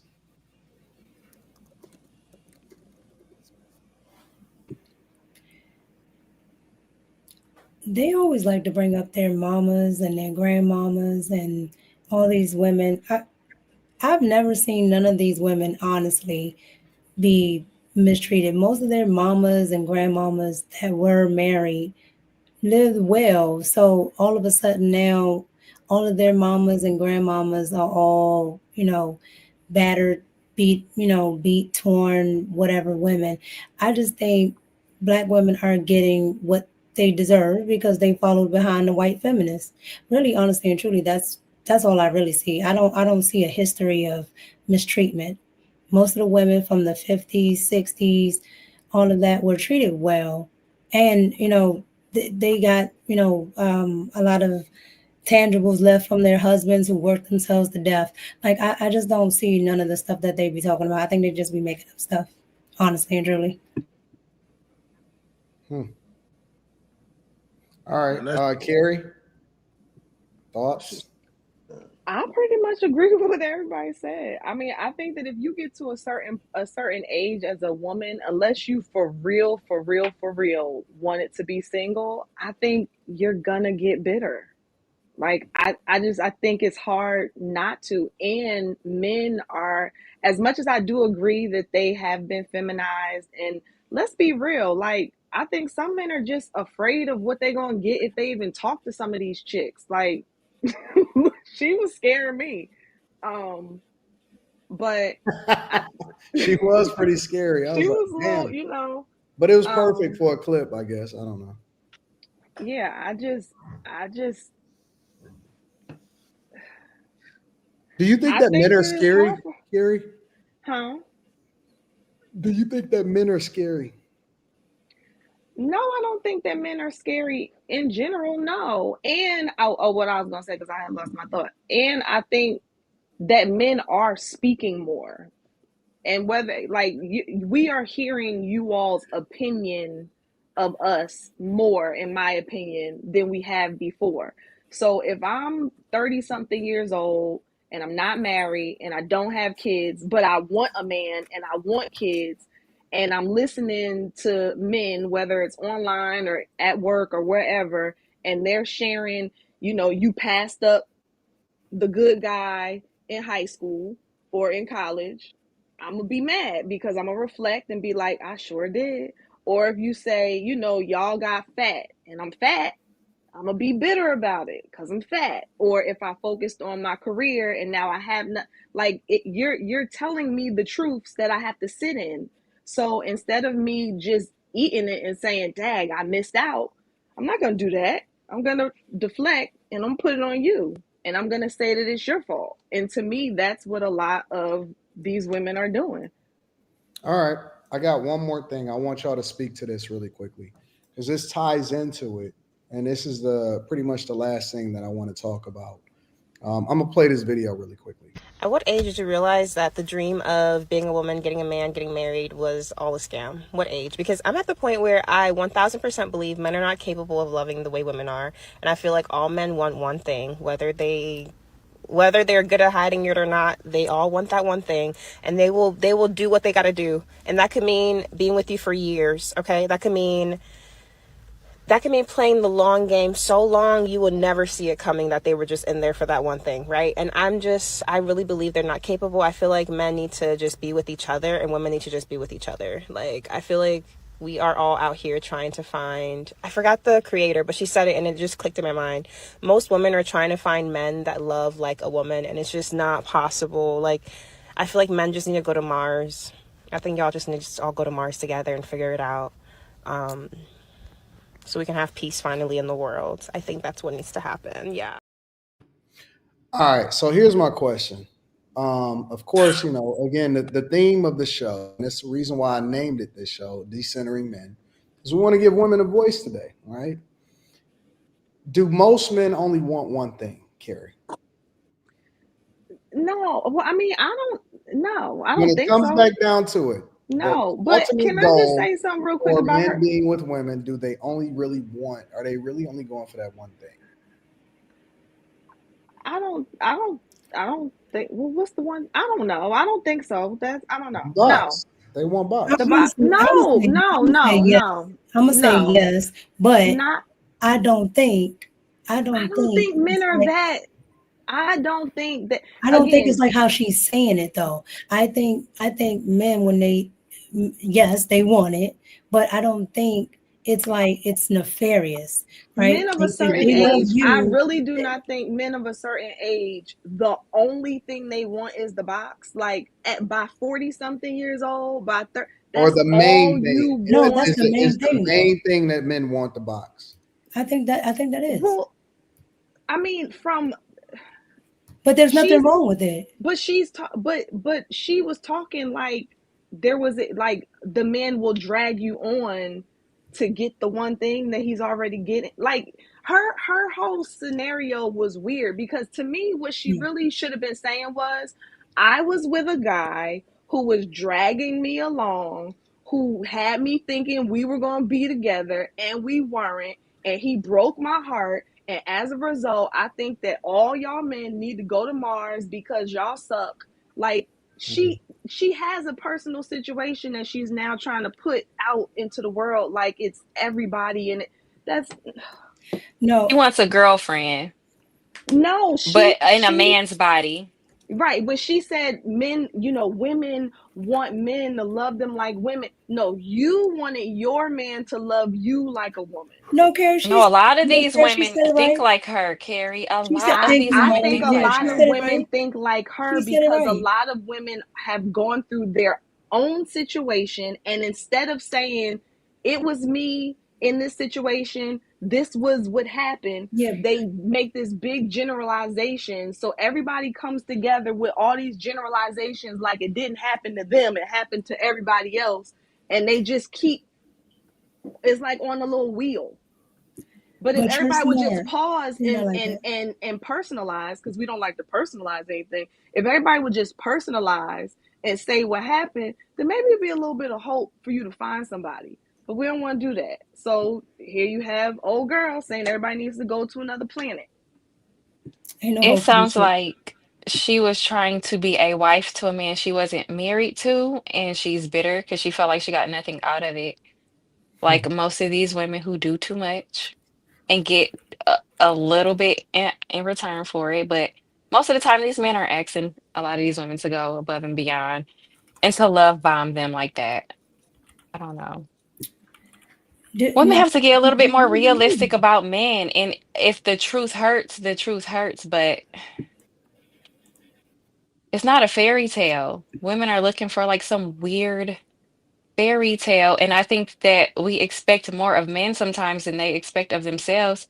So it's your fault that you're disappointed because you have unrealistic expectations as a woman. they're delusional. I would They have are, more yeah, They're we empathy all, are. if all delusional. The people man want, were all the took men want more the box. ownership and accountability. I would have way more empathy.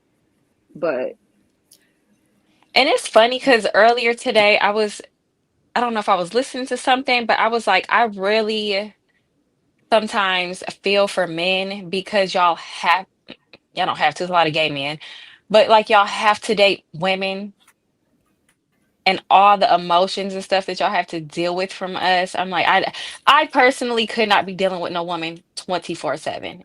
And I'm a woman, so kudos to y'all.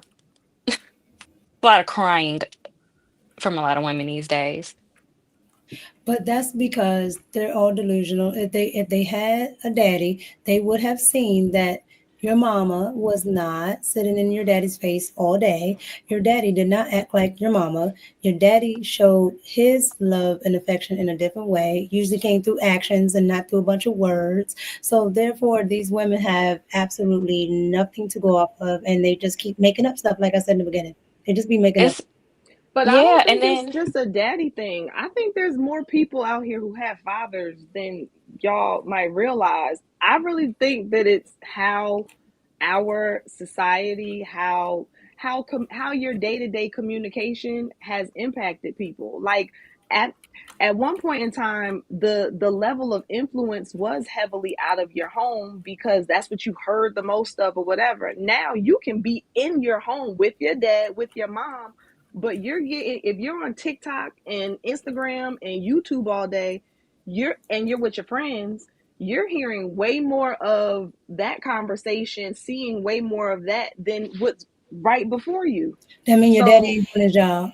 Ain't no way. whatever the case may be, I'm just saying that I don't think that it's a non-daddy thing. I think it's again, y'all, it's like they all flock to the light like little flies, and they just flock to the light around this narrative. And it's like if you would just turn this way, maybe you'd be happy. But now you're so bitter.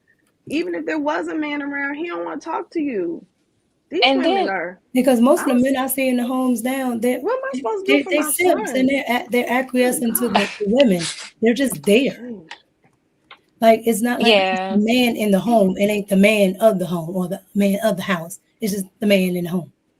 And then women get what they And ask that's for with it. some men, and then we say like, "Oh, he's love bombing me. He's doing too much. He's suffocating me." So it's like, what do you want? Because you'll get what you're asking for, and then it's too much. He's doing too much. You're not into him anymore as much because he's doing too much. I Is it think Y'all that's really a can't thing? probably Like, satisfy this these is really women. a Y'all can't club satisfy house? them. I don't know. What were you about to say, Quinn? I think that's like where I think men love different. Like I think a man who panders, who's clingy, I don't think that's love. It's creating dependency. And I think to step away from a chick and to let her be it, it's not you're not like being malicious or anything, just like you need that space to let her do But her then if thing. You you know give what I her mean? Like space, What's Malaysia? oh no, I was gonna say if you give her space, then she's gonna think you're cheating. So I don't know. but then that's the wrong woman for you. Like if that's what she thinks the space is, like men need to go away. You need self growth. You need to lay a foundation for something that doesn't pretend to me being you're fucking up your ass all day. So like the Western way of love is not it. Like you need to leave these women alone. You can show a woman love, but not without pandering and being on up her ass all day. But Molly's right. Most of them be like, "Shit, what the fuck you at?" Well, most I women think are. you show. I think you should. The best way to show a woman love is to leave her alone. And if it's the But a woman for lot of you, women are she super clingy. A lot of them are super clingy. Like they all like cling to you a lot. You know what I think needs to happen? I'm gonna be honest, man. I think we need to go back to censoring women to a certain degree. It's too late, Slimmy. No. We gotta podcasts now. Y'all go. can't do nothing. No. Hey, Slimmy want to remove your ability to vote. I'm about to be on some 2K shit. We ain't gotta do the DV, but we gotta mute y'all. Like Slimmy want to remove your ability to vote and everything. You gotta start wearing. Y'all gotta start wearing hijabs or hijabs. Y'all gotta start full garments. You can't see nothing, and then a fucking muzzle on women.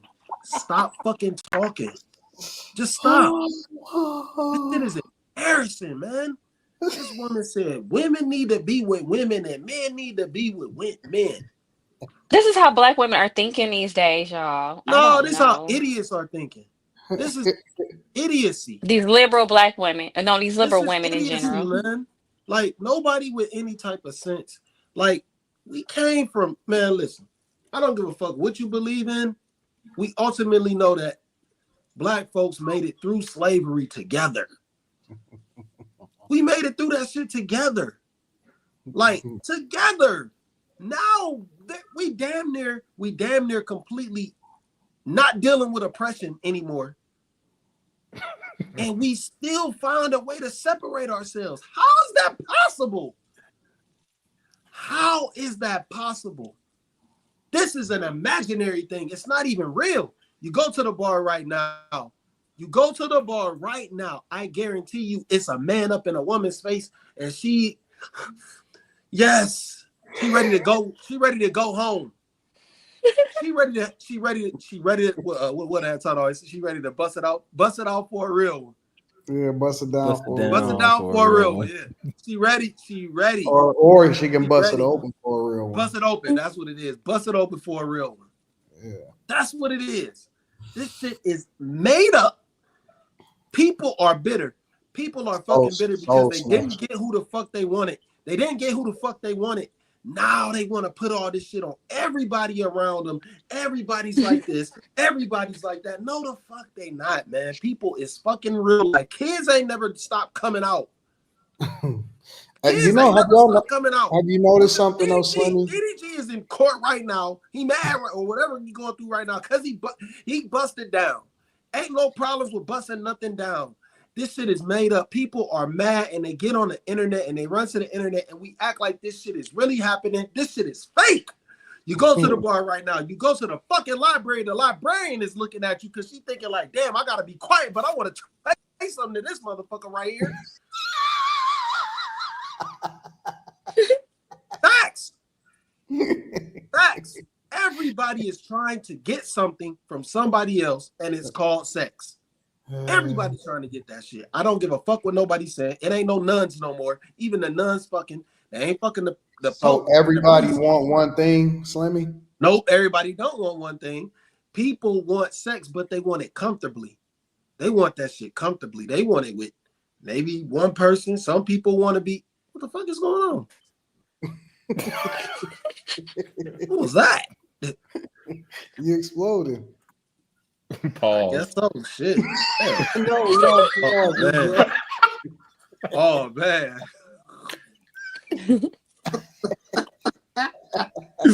Oh shit. Oh, not.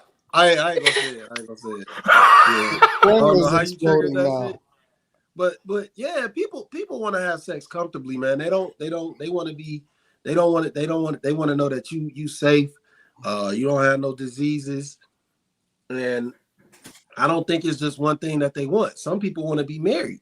Some people want to be in a relationship. Some people, they want to be in a relationship with multiple people because they're confused. Some people want to be in a relationship with a man when they're a man because that's how they are. But people want to be in relationships somehow. People want to be in relationships. I don't think they necessarily just want sex, though. No, it's real. I think some people. I want a lot of people who are insatiable, though. I want the box.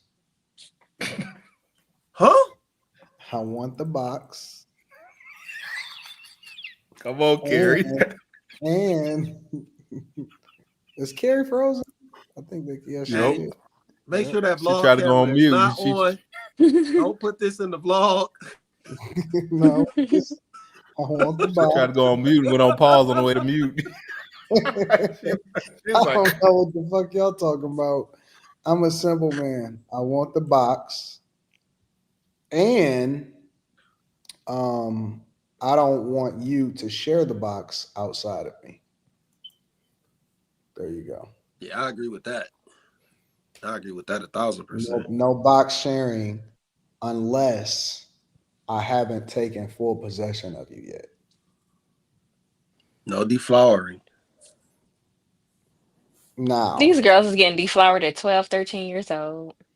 Good luck. If I meet you and you are already taken, then the box might suffice, but you got to go home. However, I want the box, and I do not want you to share the box outside of me.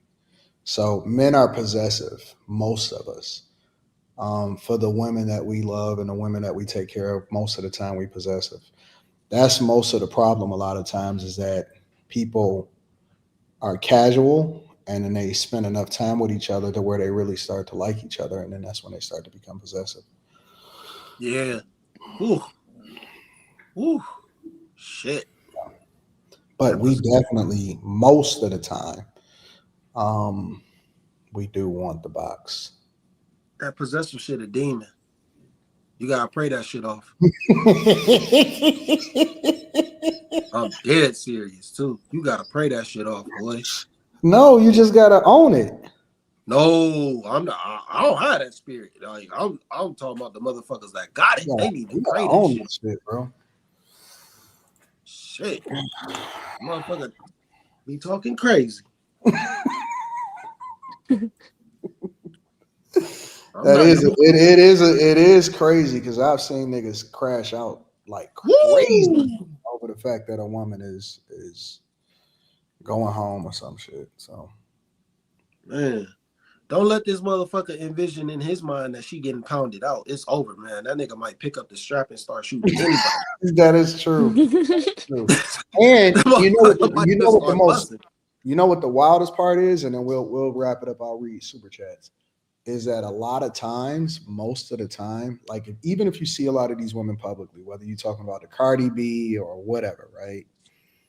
They always go overboard when they leave the person that they had kids with or they get a divorce. So they go out there and they get monkey pounded or they get with. No, seriously, if you listen to it, I got Cardi B talking about she getting fucked while she pregnant and all of this shit and all of that. They go out and do some of the most diabolical shit. They get with a nigga that just truly don't give a fuck. He gonna spit in her mouth. He gonna do some of the craziest shit, and she gonna talk about it. When they leave, they go full blown hoe. 100%. They don't give a fuck about them kids. They don't give a fuck about pregnancies. They don't care about nothing. They highlight it. They throw that shit out there in the air, and man. Listen, bro. According to what a lot of these women are saying, I ain't even gonna name some of the women that's in the industry that's saying it and stuff like that. And fuck it. Cash Doll saying that shit. Cash Doll saying that shit. She on stage talking about how nigga, man. Cash Doll, I thought she was married. Listen. Isn't she dating somebody new now? Yes. Yeah. Talking about how this nigga is pounding her out and shit on the stage. Isn't he an athlete or something? Yeah, he's a football player. Yeah.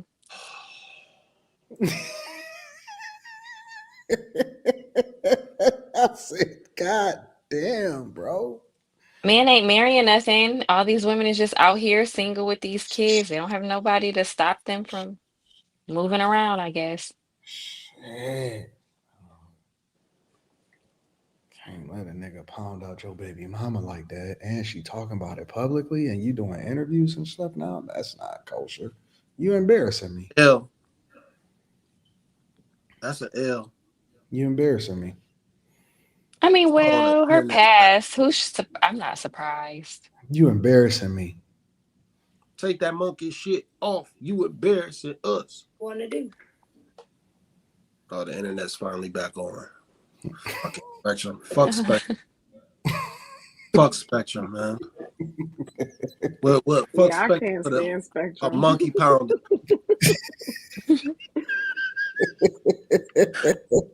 Garbage, man. Whenever I'm in Target or Walmart and the Spectrum people try to stop me, I'm like, you don't want to stop me because by the time I'm done with you, you gonna quit. So don't talk to me about Spectrum. No, I do think that for most people, the ultimate goal is the box. No, not once you've been with somebody not. for years, Anton. No, it's not. Once you've been with somebody for years, that's like that girl was talking crazy shit, talking about like, yo, All right, someone for years. all right, let's frame it like this. Still only want one thing from you. Listen, Right, let's frame it after like you this. get it, then what? Let's frame it like this, then, Slimmy. If she stopped giving up the box after you known her for years, are you still gonna stay with her? But if you're together, why would she stop giving it up? That's what I don't understand. No. Like, are you saying the box was some random chick, or are you saying no? that? What I'm saying is that most relationship? people's interactions, whether one person knows it or not, in most interactions, the goal is to get the box. Half of the time that these niggas is hanging out with these women and they friends with them and they friend zoned out and shit, let that nigga get one shot. Like Eminem said, one shot, one opportunity to seize everything you ever wanted. And then what? He's gonna lose himself. He's gonna lose himself in the music. The moment you own it, you better never let it go. He's gonna lose himself. After he gets it, then what? Then he won. Okay, but then are they together? Okay, Carrie. All right, let me answer your question. What do you do when you beat the game? You play it again, nigga. Well, it depends on which game. I was gonna say that too. It depends on which game. You play it again. Exactly, that's my point. What do you mean? What happens after you get it? Or you do it again. You see if you miss some shit. You go for the Easter eggs. I'm so confused. Are you talking about single people, or are you talking about people who are I'm talking about the dynamic between men and women in general. Somebody told me to go find a puzzle.